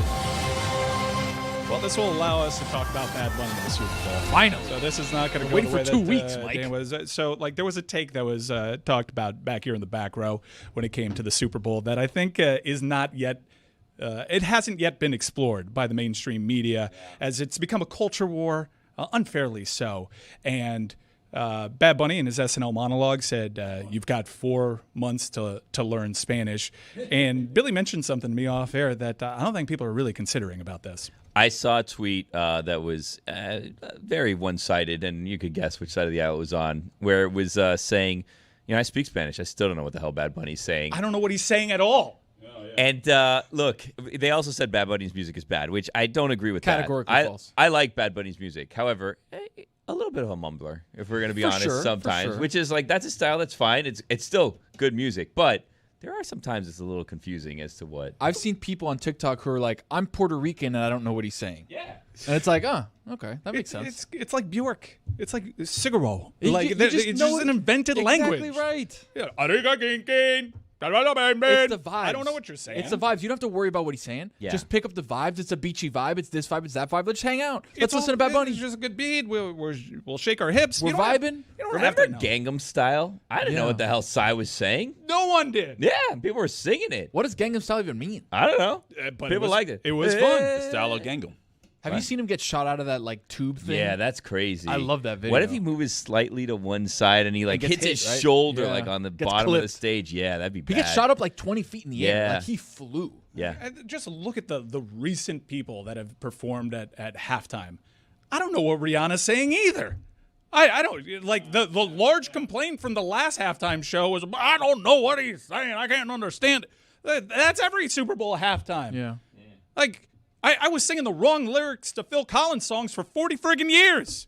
Also, it's part of our relationship with music. If they would have brought Metallica or some other band that other people like, I don't know what the hell they're saying anyway. You think you can understand half of what James Hetfield is saying? You need to understand what the lyrics are. I need closed captioning to see what he's saying. Most of the songs are about shaking ass. Yeah. Thank you. God bless. An international language, really. Now you said it. You're not going to tell me that I'm wrong when I say the music that doesn't have that particular problem, country music. You don't have any confusion about the lyrics in country music. I don't have any connection points to Red Clay. Yeah. I really don't. You don't All have these any songs about Red confusion. Clay. You don't have any confusion about the lyrics in country music. There's no mumble rap, although now those hippity hoppers are trying to get into country music. They are. They are. You've seen it. Should be USA music. Country music. Successfully. Huh. We have the Mike Lombardi video if you want to know why he uses a typewriter. Straight from the horse's mouth. I do very. Use this for a new resume, pal. Let's see it. Writer, because it forces me to slow down. I have to think about what I want to write about, and the typewriter gives you that rhythm that you need to be able to slow your mind down and think. Yeah, you're going to make mistakes, right? And on a computer, you can delete the mistake. But sometimes the mistakes that you deleted have really powerful messages in them. And so when I first started to write my first book, I studied a lot of writers, and a lot of them were using typewriters. And I worked for a guy named Ernie Accorsi in Cleveland, who was a former newspaper man, and he had a typewriter in his office. So I kind of got used to using it, and it helps me slow down and think, which ultimately is what this job is all about, thinking. There's a lot in this video I'd like to dissect. I have only one observation, because when you guys told me you had the video of him at the typewriter, I did not have him typing just with 2 fingers. I didn't. Oh, now you see. Peter Jennings, you got to be precise, Dan. You can't be typing all over the place. That's one of the observations. Video team, the second observation that I have from this, look at those beads on that wrist, Mike Lombardi. You're in it deep, pal. That midlife crisis is a crisis-in. Wow. At 70? How old is he? 66. Ooh, well, yeah. I mean, grading on the curve of understanding what's happening at North Carolina, that's good enough to get you someone in their mid-20s. Yeah. That letterhead that he's using, the North Carolina letterhead, this is to type tiny notes, because that looks like a receipt. That say "keep swimming" on it. He's a big Dory fan. Good. Yeah. Keep swimming, pal, because you and Bill are a drowning. And also, final observation: he named his own book "Gridiron Genius." Yeah. What a dork. I think that the wristband says "keep swinging," not swimming. Okay. I think it's. Well, I liked it better my way. Okay. Yeah. Keep swinging. Okay. I think. Well, yeah. Yeah. Huh. That is the wrist gear of somebody who swings. Takes Yeah. big swings. Yeah, that is also the risk year of my dad, who is a career bachelor. Your dad is also 70, right? And he's taken plenty of hacks over his life. Your dad's a Lothario, I would say. Your dad is somebody who walks into a room and knows that ladies of all ages are interested in his hair and his scent, his cologne. He's a side kisser too. Yeah, I got a beautiful FaceTime from my dad today. I'm like, Dad, your face is so smooth. What's going on there? And I'm like, well, you're gonna have to start lying about my age now. The typewriter, man. The bragging about a typewriter is an interesting choice. The amount of arrogance. This is what we enjoy more than just about anything in public shaming, right? Oh, I love this guy in particular being humbled, because I have heard stories about this guy, and it's not like his public front-facing persona is all that great either. This guy thinks he's smarter than everybody, when just like everyone else, including the head coach, whose record is worse in the pros without Tom Brady than Dave Wannstedt's, and it's a hell of a lot worse in college. Everyone thinks they're so smart when they got the GOAT under center. It's not just that, though, because when Mike Lombardi says what he says, the number of flatulent, arrogant football people that I have heard summon the name of Ernie Accorsi as if it means something. Like the number of, and it does mean something, but using it as a patron saint for, let me sell you my book here. Let me hand you my book with these beads on my wrist, Gridiron Greats that I wrote on a typewriter because I heard wise words from Ernie Accorsi 40 years ago. Beads on a man's wrist at a certain age are like rings around a tree stump. Like that's how, but instead of years, it's how deep you are into your midlife crisis. The thing that people enjoy in sports more than anything, though, it's one thing to be able to laugh at the arrogance of Bill Belichick because, at the very least, you know it's earned arrogance. It's when it's the unearned arrogance of Mike Lombardi and his typewriter. That's the thing we enjoy the most. Goodness gracious! The Pitch Clock back here on Thursdays on the Dan Le Batard Show with Stugotz. Be sure to go check us out on our YouTube playlist. We've backlogged a whole bunch of the episodes. Play along with our trivia games.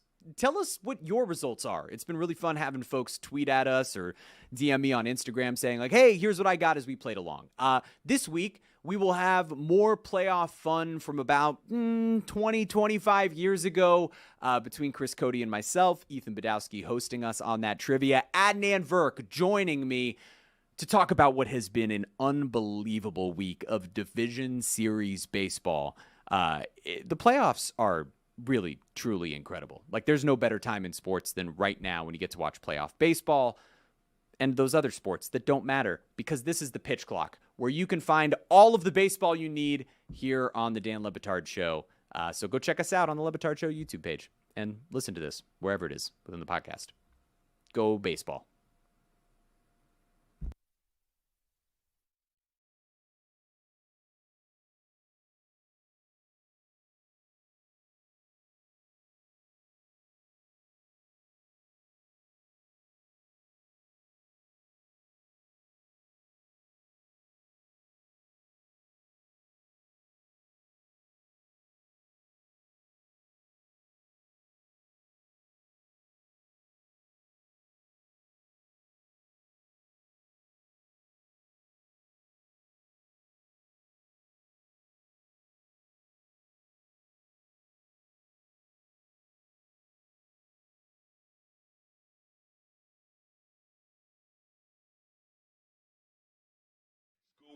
Mid-broadcast with sportscaster Dan Patrick of the Dan Patrick Show. Let's bring in Dan Le Batard, host of the Dan Le Batard Show with Stugotz. And Dan, good to see you. It's always nice seeing you, Dan. I've got a little bit of chaos around me here. We've got a very electric, sort of vibrating Miami, and we're coming off of a historic United America last night, feeling very good about itself because they would be able to laugh at one city. Last night was a winning night for America. Either today would be about laughing at Boston fans or laughing at Miami fans, and America wins today. And here's the best part about it. America was going to win today no matter what. One hated fan base was going to allow you to laugh like that today. So congratulations to America. Yeah, but I don't know if America hates the Miami Heat anymore. No? No. We kind of need it. We kind of need it down here. They hate Miami, Dan. Oh, but not the Heat. I believe that all things Miami are something that divide America. Do you guys hate the Miami Heat? Like Jimmy Butler's a great story, and Caleb Martin and Gabe Vincent and Eric Spoelstra. And we need the hate. We've been starved for the hate since 2010. Why are you not understanding what's happening around here? Wait, the lights just went out on your show. Oh, my God. Yeah. Haters. What happened? Haters. Bring back our hate. Okay. Well, I'm sorry that the power has gone down here. I can still hear you, though, Dan. I can still hear you. You never look better. I love it. Yeah. Anybody got any matches? Yeah. How about a candle? Look, Something. I'm running a media empire here, Dan Patrick. This is a very exciting time in our history. Man. Everything shakes and creaks down here with the enthusiasm. We've lost all power down here, so I'm sorry.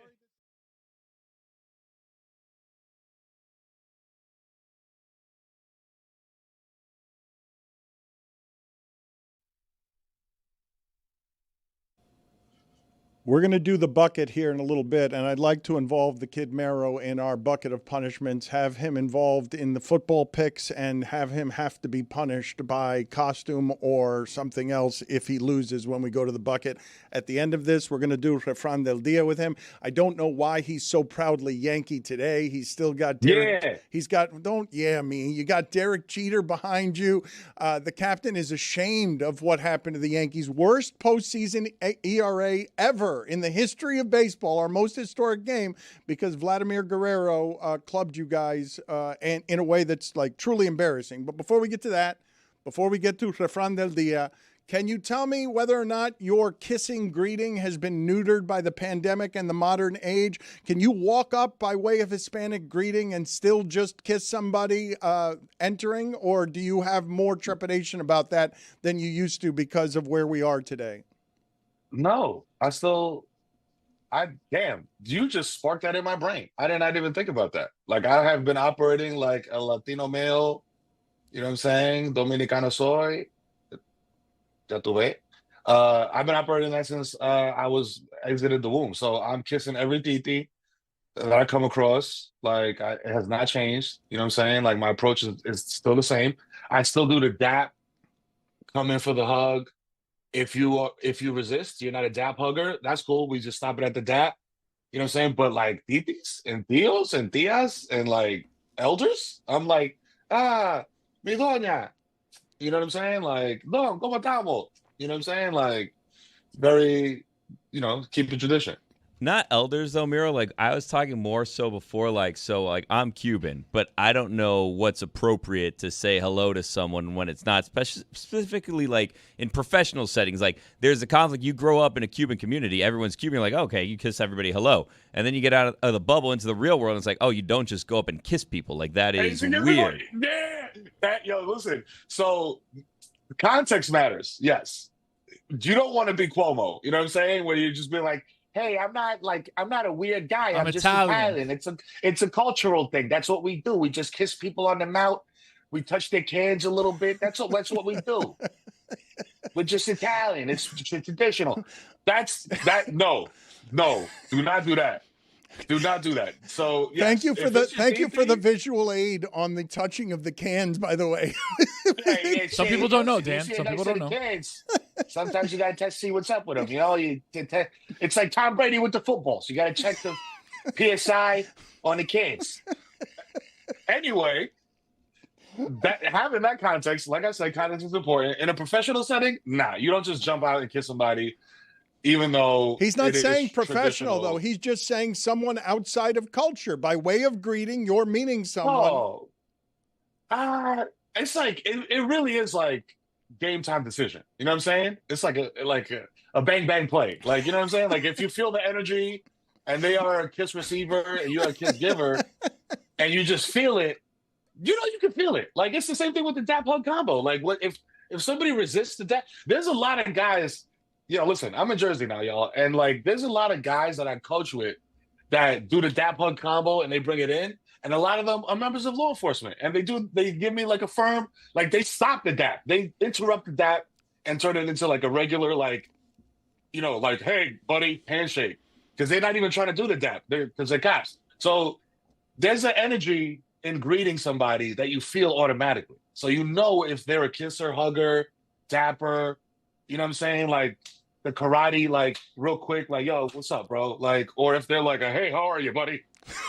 Firm handshake guy, But you got to meet their energy is the thing. Like, you can't be the one that tries to set the tone, because that's where you end up getting yourself in trouble. Like, it's better to kind of do like the Key and Peele where you like insult them, like assuming like this is what it is, and like, I'd rather you be insulted than I cross the line. Exactly. Don't quote yourself. You know what I mean? Go in there with a hey, buddy. And if it goes beyond that, you know what I'm saying? If the energy is right for a hug or an embrace, a warm embrace, every time I see Dan, I give him a kiss on the cheek, tío, dímelo, and I give him a warm hug. Mike as well. We do the double kiss, mafioso. I was gonna say Pat Riley. I thought Pat Riley was actually in the studio with you guys. This is just a cutout. Put it on the poll, please, Juju at Le Batard Show. Do you trust the guy who won't correctly do the dap hug combo with you? We're going to get to Refran Del Dia. We've got to get to Tony's top 25 reggaeton artists. I want to ask Mero. I want to ask Mero about what's going on in pop culture right now surrounding Bad Bunny, and we just came to the realization that the complaints from certain people saying, I don't understand what he's saying, is valid, because we kind of speak Spanish, understand Spanish, and we don't know what he's saying either. Listen, all he has to say is, yeah. That's it. Bad Bunny, baby. Baby. Dímelo de lo mío, ¿cómo tú estás? ¿Qué es lo que? Aquí, tranquilo, frío. ¿Cómo está la cosa? ¿Sabes? Aquí,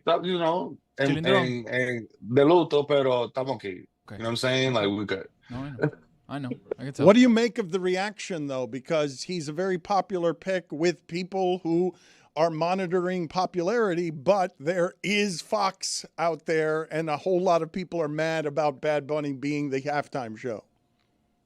Like, so two things. First of all, you're an idiot. This is the most popular artist on the planet right now, like, period, end of story. Why not? Like, this is business, guys. This is business. NFL's playing games in Brazil. They're playing games in London. They're trying to globalize American football. And what better way to do it than by being like, hey, guys, look, we're going to have a Puerto Rican guy do the halftime show. You know what I'm saying? And he's going to do all of it in Spanish. You know what I'm saying? And we're expanding. We're opening the doors of the NFL, y'all. Like, welcome. Everybody can be here and like be a part of this. Also, shout out to my guy Eddie Wong. He gave me a crazy take that I think is kind of accurate. What does the NFL need to function? Black and brown bodies. You know what I'm saying? And how do you get black and brown bodies interested in the game of football? Then by putting an artist out there that represents them. You got a lot of Dominican baseball players that came to the major leagues because it was just cheaper. You know what I'm saying? So on a business, this could be a psyop. You know what I'm saying? Like, it could be something crazy. But for the guy that's walking out of the Bass Pro Shop complaining, shut the fuck up, bro. This is not about you. This is about the NFL and growing the game.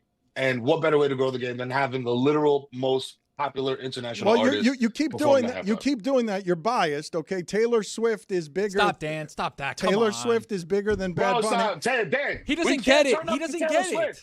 You can't turn up to Taylor Swift. There's not. I've never been at a club, and listen. Maybe I'm at the wrong clubs. I've never been. No, you're at the right club. You're at the right club. At a dance. Thank you, Tony. A party, anything where anybody's been like, "Yo, throw on that Taylor Swift." She doesn't have like bangers. You know what I mean? Like, she doesn't have a Safaera. God, no. She doesn't have an ale. You're biased because you and Deezus called Taylor Swift long back on Fallon a while ago. You've been tearing down Taylor Swift for a while. You personally. No, hey, listen, don't do that because then the feds are gonna call me again. Listen, the thing with Taylor Swift is that it's just not for me. It's not for me. And when I say it's not for me, I mean that it's not for most people like me. You know what I'm saying? Like, It means you're not a 14-year-old white girl. Yeah. Right. Exactly. Thank you. You know what I'm saying? Like, I didn't want to say that because it could have been isolated and used as a soundbite against me. But that's what it is, bro. This is like teeny bopper. Like, I'm gonna take my daughter to a Taylor Swift show in like 5 years. You know what I'm saying? Like, it's not for me. Like, it's for them. And like, they are not watching football. Like, otherwise she'd be doing it every year. What's the cutoff on taking your daughter to a Bad Bunny show? We could go whenever. Like, there's no age limit for that. Exactly. Like, I don't care. All friends and family, everybody included, all family affair. It's a family affair, bro. I don't even care. Like, yo, cover your ears when he says, "Si tu novia no te mama, el culo." Like, just cover your ears. He opens with that. That's the first line of the song. Are they gonna? Here's Mara. All right, here's a question I've had. So obviously, there's a lot of Hispanic and Spanish curse words that people don't understand. Are they gonna bleep the Hispanic Spanish curse words on the Super Bowl?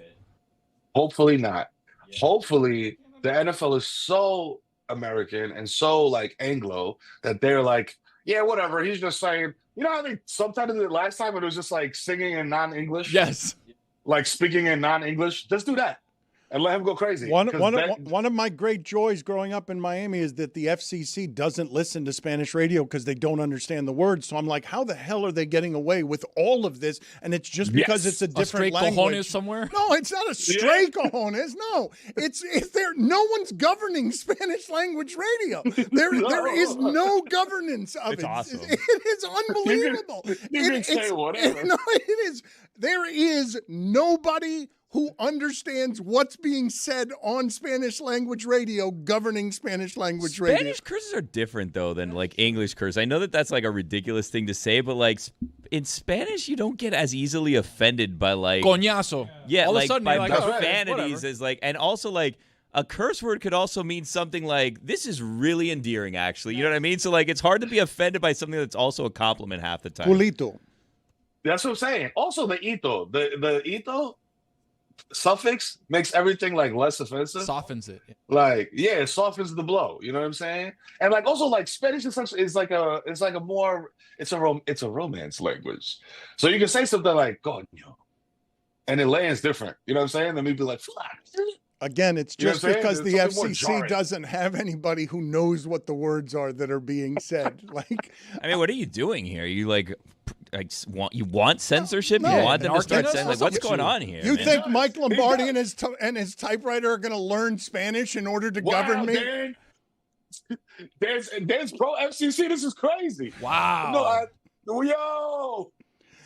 You should listen to the Kid Mero, Victory Light with the Kid Mero. It's iHeartRadio. New episodes twice a week, wherever it is you get your podcast. You should also watch him on his YouTube channel at According to the Kid. We're going to get to Refran Del Dia. We're going to get to 25 reggaeton artists, top 25 of all time. But I need to make fun of your Yankees for a second. So let me do this in a number of different ways. First of all, play for him John Sterling being hit by a foul ball. Now the 3-2 swung on, a pop foul back here. Ow! Ow! Ow! It really hit me. hurt I me. didn't know it was coming back that far. That hurt. That hurt me. Yo, you hear that? That's an old man. That's an old man. Dan, That's an old man. That's like, yo, you take Poppy to a Marlins game and he catches the foul ball to the neck, bro. Like that's old man pain, bro. That's a different type of pain because old men don't feel pain. So when they get hurt, it's like, yo, that shit really hurt. So, and the ow, bro, it wasn't even like it wasn't like a manly like, he was like, ow. That means that he got caught off guard and he got really hurt. Dan, The voice of the Yankees, John Sterling. Dan, I have to stop you real quick. It's reggaeton. You're making it a noodle. Ow! Can you play Vladimir I was about Guerrero? to say, why did he call it rigatoni? Top We're all 25 fighting our battles here, rigatonis. Mero. Yo, I was like, well, I like a bolognese. I like it with vodka sauce. Yeah, I like a little rigatoni carbonara sometimes. Throw the egg in the. Ow! We're making fun of him here, not me today. Let's play Vladimir Guerrero enjoying making fun of the Yankees. Dale. The Yankee lose. Papi. That sounds so Dominican. He's torn right now. He's torn right now to say Papi. something. He loves Vladdy, though. Papi, let me tell you something. David Ortiz, papi, tú eres de lo mío. Tú eres una leyenda. Pero así no se brega. Así no se brega. Also, Vladimir, Vladdy Jr., bájale dos, my bro. Like suave, suave, bro. You play for the Toronto Blue Jays, gang. Remember that. You play for the Toronto Blue Jays. Yankee lose. That's fine. But we will be right back here next year. You will not. Okay? We had a bad stretch in the summer that would have changed everything. By the way, we demolished the Boston Red Sox, who the Yankees lose. Yankee lose. Yeah, okay, that's fine, Poppy. You invented that phrase. You coined that phrase. Your team also got smoked by a kid named Cam Schlittler. Okay? Yankee lose. That's fine. The guys are blowing it. The women are doing great. The Gotham FC is doing great. Shout out to Minch Purse. You know what I'm saying? We're doing good. New York Sports we're up. Okay? Knicks about to kick it off. We're looking phenomenal. 7 p.m. is about to come back out. You know what I'm saying? New York Sports is in a great place. Jackson Dart is our starting quarterback. I'm going there tonight. You listen to me.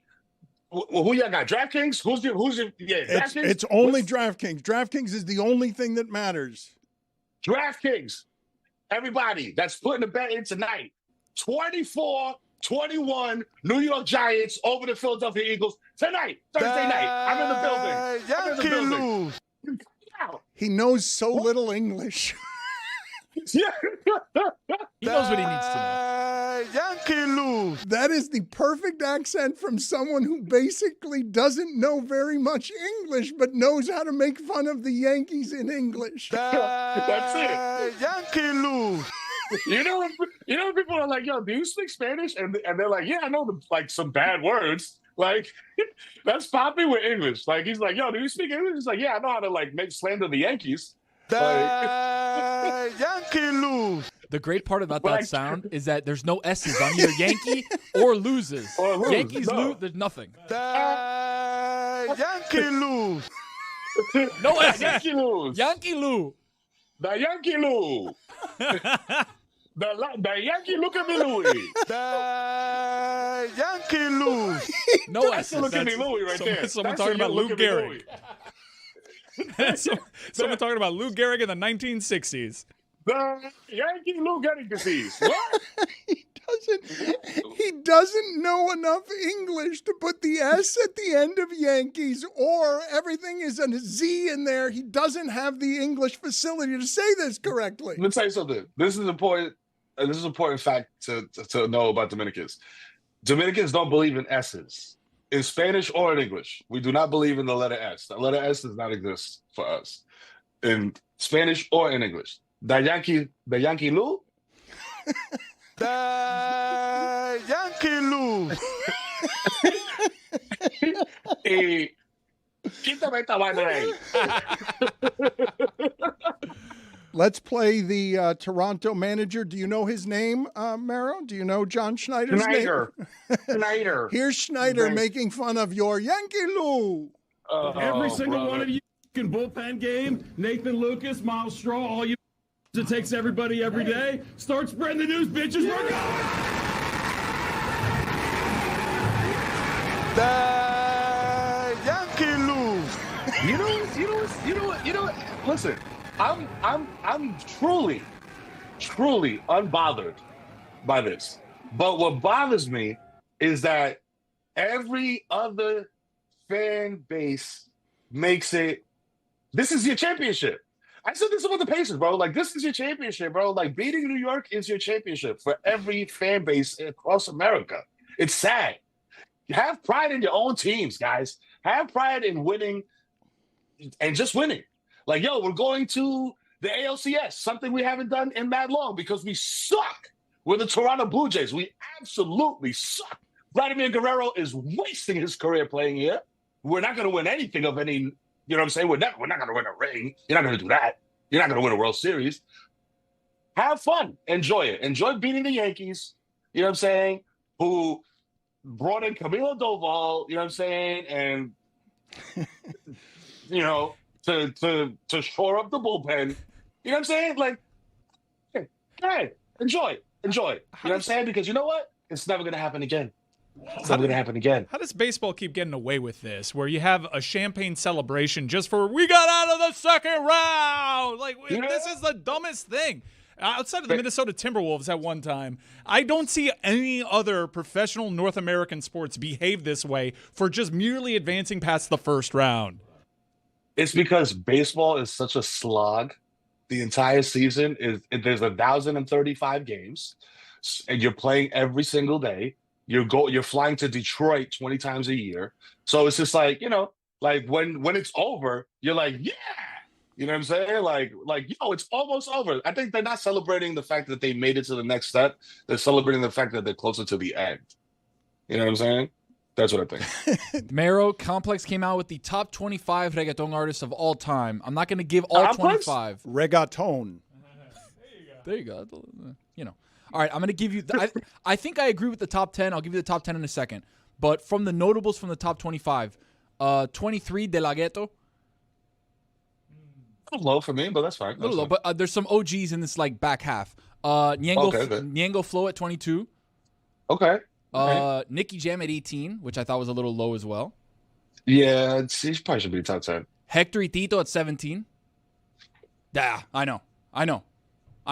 That's crazy. That's blasphemous. I know. Bro, I'm Dominican. I know. And that's blasphemous. I know. Hector y Tito is 17 is low. Calle 13 at 16. Anuel at 15. And Zion and Lennox at 11. What? Yeah. Yo, Zion and Lennox is top 5. First of all, let me stop. Like, yo, first of all, Nicky Jam, like, musically, should be in the top 10. As a dude, he's a very hot girl. She's very hot. Look at Nicky.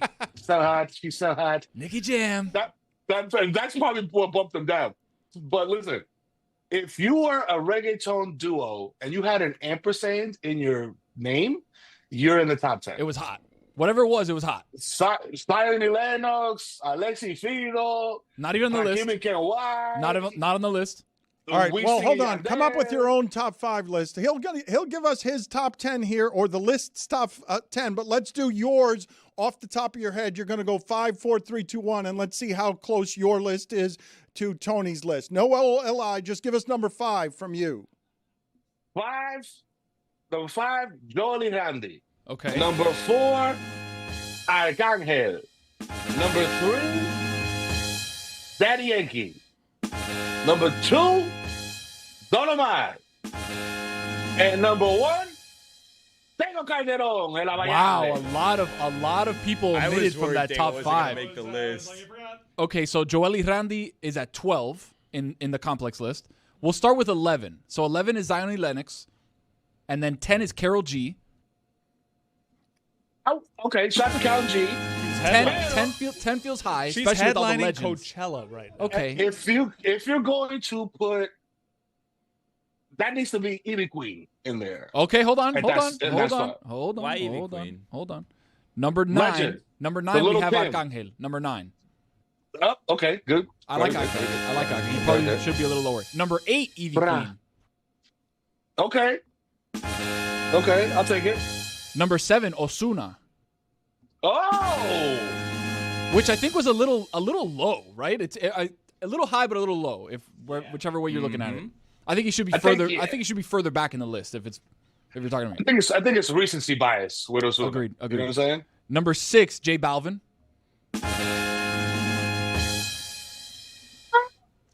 You didn't like that one? Recency bias? What's the matter? Yeah, I think that's like he did a Pokemon reggaeton song, bro. I think that's just like I don't know, man. Going up through the slaps. And what? Oasis with him and Bad Bunny was a great album.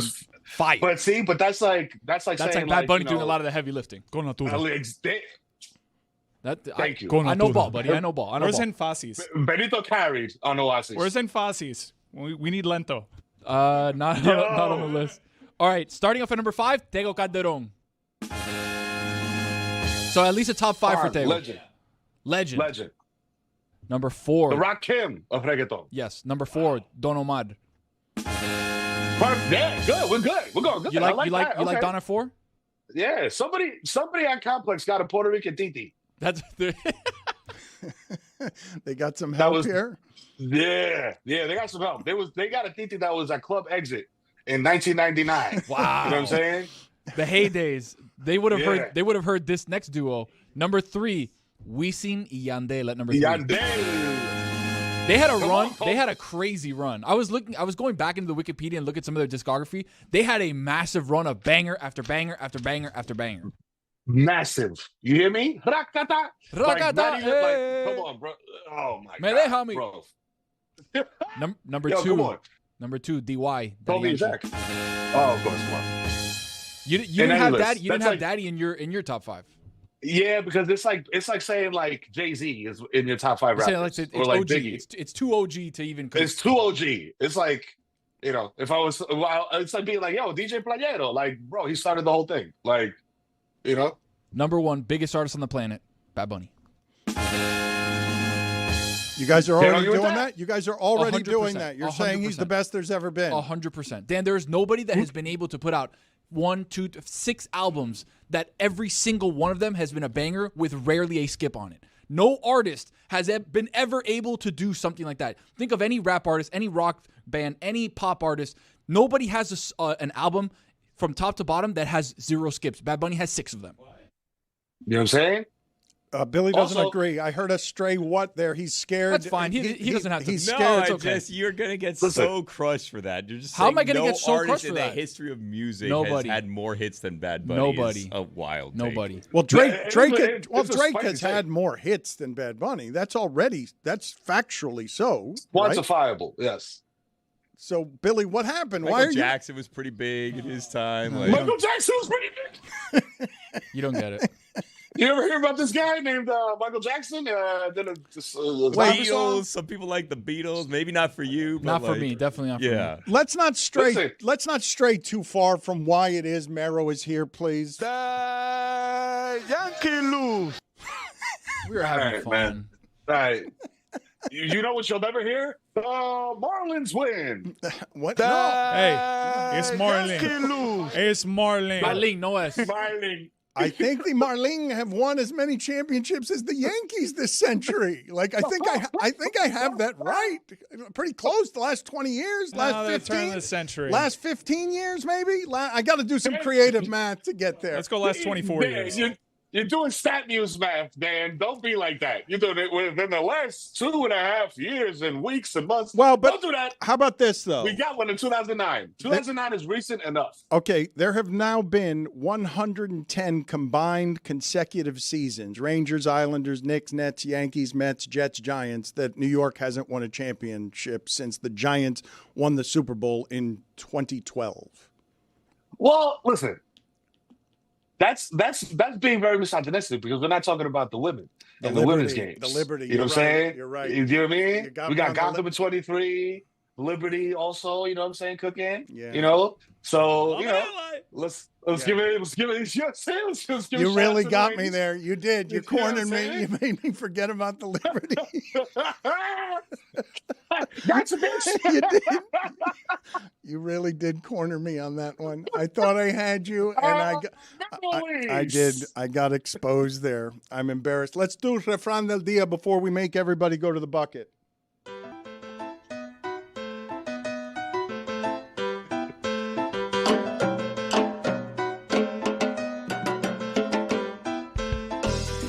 Dímelo, mi gente!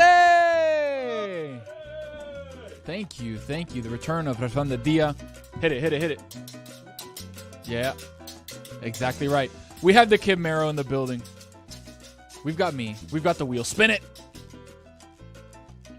What are our choices on the wheel? I don't think Roy was ready Roy for knows the in any segment that way. has a wheel. Roy doesn't famously know. has the wheel. I and think spin Roy the is wheel and- unprepared for the wheel, for refrain, and in general. I think Roy has been confused by the last 5 minutes of language. He doesn't understand anything that was said around here. You're right. All right, we got our. But I found the dia. Roy, can you hit the music for me? We're already in the music. A little louder. I want it a little louder, though. I want for the vibes. I want it a little louder. There's no Roy. No. Do you just follow a script? What's going on listen. here? I want the music a little bit louder. Like you guys want to turn up to Taylor Swift. I want to turn up to my culture. Thank You're you. a teleprompter guy. No, I'm You not know a what's teleprompter. funny? Nothing here is teleprompted. All right. Roy's name is actually Royce, but since we do not pronounce sounds, that's why you call him Roy all the time. Every day it's Roy. Prince Royce. Prince Royce is missing from that list as well. Prince Royce. Real ones know, by the way. All right. Today's refrán del día is hecho un yogur. Hecho un yogur. Yogur. You sound like me with reggaeton. Hecho un yogur translates from Spanish to English as made of yogurt or made of yogurt. Made of yogurt. It sounds like you surprised Mero. It's a very Cuban. Mero didn't we're even teaching. understand your refrán del Today's día. a teaching. Yeah, today's a teaching refrán del día. Usually, there's cross cultures that understand the same ones. This one is a uniquely Cuban saying that means hecho or means made of yogurt. Yeah, but that's one of those things. English, Spanish, like that could also be something dirty. Exactly right. But the reason why I'm hecho un yogur right now is because my daughter has me up at night. She was kicking me this morning. I didn't sleep at all. I'm hecho un yogur. I made nothing. I made just a bland substance of nothing right now. I'm tired. I'm exhausted. My life is a wreck right now. I'm hecho un yogur. Tú estás explotado, bro. Desbaratado todo. Desbaratado. That's another Desguaminado. synonym. Exactly right. Agotado. Exactly right. Synonym for hecho un yogur, desbaratado, estoy descojonado. Agotado. Terminé. You can't say descojonado. Yeah. You can't say that out loud on the airwaves. But That's not something yeah. that's They're not allowed to listening. be said. Oh, here we go. FCC Dan. Are you gonna again. You're gonna call the FCC on Bad Bunny Yeah. when he says that? This guy was celebrating when Jimmy Kimmel got taken off the air. I knew He it. was hyped. Thank you, That was Dan. crazy. It's about damn I knew you were an time. ally. He said, good for him. Go ahead and do refrán del día on descojonado, please. Go ahead. Descojonado. No, please. That's a refrán del día Hall of Famer, by the way, that your dad was a part of, and he put his head in his hands because he didn't want to answer. No, because of course you Descojonado can't means say that out loud. no balls. They have no balls. A eunuch. No, somebody with no testicles. They are sans testicles. They are descojonado. Descojonado. You have no testicular fortitude. None. Cero. Cero testículo. Are you familiar with the Dentec bucket? I need the Dentec mouthpieces in here. Does everyone have their mouthpieces? Are they ready to go to the bucket? Because I don't think that the kid Mero knows what it is that we're doing here. But if you get a bad football team here, Mero, you're going to be stuck in a situation where you have to pay a punishment. I don't have the lines in front of me. Do you guys have the lines in front of you as we I do got this? all these at the top of the dome because I know ball. Okay, Let's so go. we're going to do the Dentec bucket here with Mero.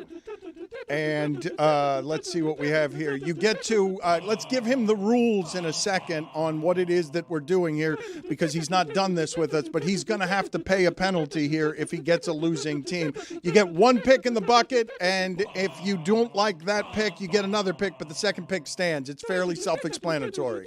All right. Tony, you go first, All right, let's please. start off here on the bucket.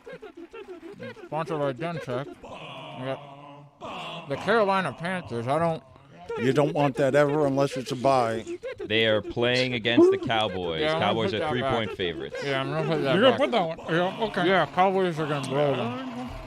Cowboys are gonna roll them. All right, here we go. All right, the Packers. Packers are playing Joe Flacco. Oh no, Joe Flacco. Joe Flacco. I'm kind of nervous about that, if I'm gonna be honest. You shouldn't be. What? They're big favorite, They're right? 14-point Minus favorites. 14. Yeah, but you guys don't know. Joe Flacco gets to a new team. All of a sudden, he's gonna play well. Joe Flacco's already 1-0 against the Packers this season. Exactly right. Thank you, Mike. He knows how to beat him. That's He's wild. got that number. Is this the first time a quarterback has played a non-division team twice? Something to ponder. Good point. I Here like we go. that. I know ball. The Dallas Cowboys. Yeah, I'll keep this. You want that? Okay. I like the They're on the Cowboy. road. They're on the road as a 3-point favorite. Vamos, Dallas Cowboys. 3.5-point favorite. Billy's going to go now. I got the Steelers. Steelers are off a bye. No, they're playing Cleveland, and they're a 5.5-point favorite. I'm going to keep this. That's a good one, Yeah, Paul. I'm going to keep the Steelers. That's going to be Gabriel as your quarterback, throwing the ball 6 yards at a time. 2 first names. All right, the bucket is presented by Dentech's Ultimate Fantasy Football Punishment. Learn more and sign up for your league at dentech.com. Where's your mouthpiece, buddy? Oh, I have it right here. Oh, You got shit. the Roy got Notre Dame. the golden helmet of life. Notre Dame. Yeah. That's supposed to be taken out. Zaz has that. No, That's no, not no, supposed that's to never be been in the there. rule. That's never Let's not been do the this rule. again. Let's not do this. Congratulations, Roy. Thank you. Roy, you need to play the sound that goes with the golden helmet of life. Dan, are you gonna pull for Merrill or? I can't physically pull. Yeah, you gotta pull for Merrill, Dan. All right, this pick is for Marrow right here. He's got the swap helmet. Oh wow! Worst case Roy, scenario. you gotta pull another one, Dan. You gotta pull pull the other another one one now. The swap helmet means you get to take anyone else's helmet that you want, Marrow. You get to any helmet that you want around here. The golden helmet of life is the best thing that you can get. The other pick is for the Texans. So you have the They're Texans, on a but bye, you can so that's a swap good it. one, too. You got 2 good helmets, no penalties for you. So you could either be satisfied that you're safe on the one time maybe all season that you'll pick this, or just be mean to Roy and give him just 1 week of safety as opposed to 3. You know what? Y'all have been saying Royce incorrectly. So I'm going to take the bye and give Roy safety. No, You know what I'm saying? No one's happy about that. Because I got mad love for Roy. You know what I'm saying? He's up there doing his same thing every day. First one in, last one out. You know what I'm saying? Not often. Real accurate. studio rat. Not today. You know what I'm saying? Locked in. That's very nice of you. I took the Chargers. I got the Chargers. They're a 7.5-point favorite at Baltimore. So I'll Big keep Justin that. Herbert guy. I'll keep that. No, Chargers play the Dolphins. Yeah, I don't know what you're looking at. You're still good. They're still 4.5 You're point looking at the favorites against the Rams. Dolphins. Keep that. Keep that. You're still fine. You're Yeah. looking at the Rams. I was Rams looking play at the the Ravens. Rams. Yeah, That's my and bad. you got to wear the cheaters, man. Ram tough. You got Rams online. Merrill, good seeing you. Victory Light with the Kid Merrill from iHeartRadio. That's right. New episodes twice a week, wherever it is you get your podcasts. You also got his YouTube channel at According to the Kid. Hit him one more time with the Vladimir Guerrero before Billy buries Tony here. The Yankee lose. It's not a bury. It just, we had some people do some research in the back in regards to Billboard #1 hits all time. Since you said that. That's why I already know your argument is said- flawed, because you're going to the Billboard mainstream artist and seeing like, oh yeah, what did Billboard say? I don't give a shit what Billboard says. How said about that one? The most hits ever. I'm just gonna read you the top What 5. I said, just to clarify really quick before you read the top 5, what I said was his albums have no skips. Yeah. That's what I said. He's And got this is massive just- hits, no album. He's got every album has no skips in it. That's All right. what I said. This is just these Billboard ranks #1 songs. Okay. All right. Number 5 on the list, Drake with 13 #1 songs. More all hits time. than the Beatles. Yes, we know that. Tied with Drake, but at number 4, Michael Jackson, 13 #1 Yeah. songs. At number 3, Rihanna has 14 #1 songs Good for all her. time. Good for her. I didn't realize Number 2, this one might be a surprise to you guys. Number 2, Mariah Carey has 19 #1 songs all time. Yeah. Number 1. Let me tell you something. Yeah. Before you drop the #1, let me tell you something. Open your third eye to calcify your pineal gland. It's manufactured with stream farms nowadays. Think about it. Thank you. I saw a thing where Akon was talking about how he'd just make ringtone music because he realized you could get $4.99 per ringtone Straight to or your $1.99 account. per stream, and Yes. he's like, "I'm just making ringtones. I don't give a crap." Soulja Boy did the same thing. All Soulja right. Boy was the original. Number 1, the Beatles with 20. If you're wondering where Bad Bunny is, the biggest artist of all time, according to Tony, more hits than anyone, he has one #1 hit of all time. And if you're wondering what that song was, it's "I Like It," which is really Cardi B and J Balvin, and Bad Bunny's kind of tossed on there. Carries Wow, the song. tossed on there. He made Carries- wow, like he's just the parsley on the steak. crazy. Wow, that's I crazy. listened to that song in the middle of the Caribbean on a cruise, and man, that hit. Of course. When you're of course, walking on because the Lido when you're deck while that talking about song's the playing. vibes, yeah, Chumbeo, Chumbeo. I was Exactly. like, oh my Thank God. you. He made my point already. We made my point. That's it. I won. Tony's a vibe lord. Thank you. You know what I'm saying? It's all about the vibes. It's not about numbers. It's about the eye test. The ear test. Yankee lose.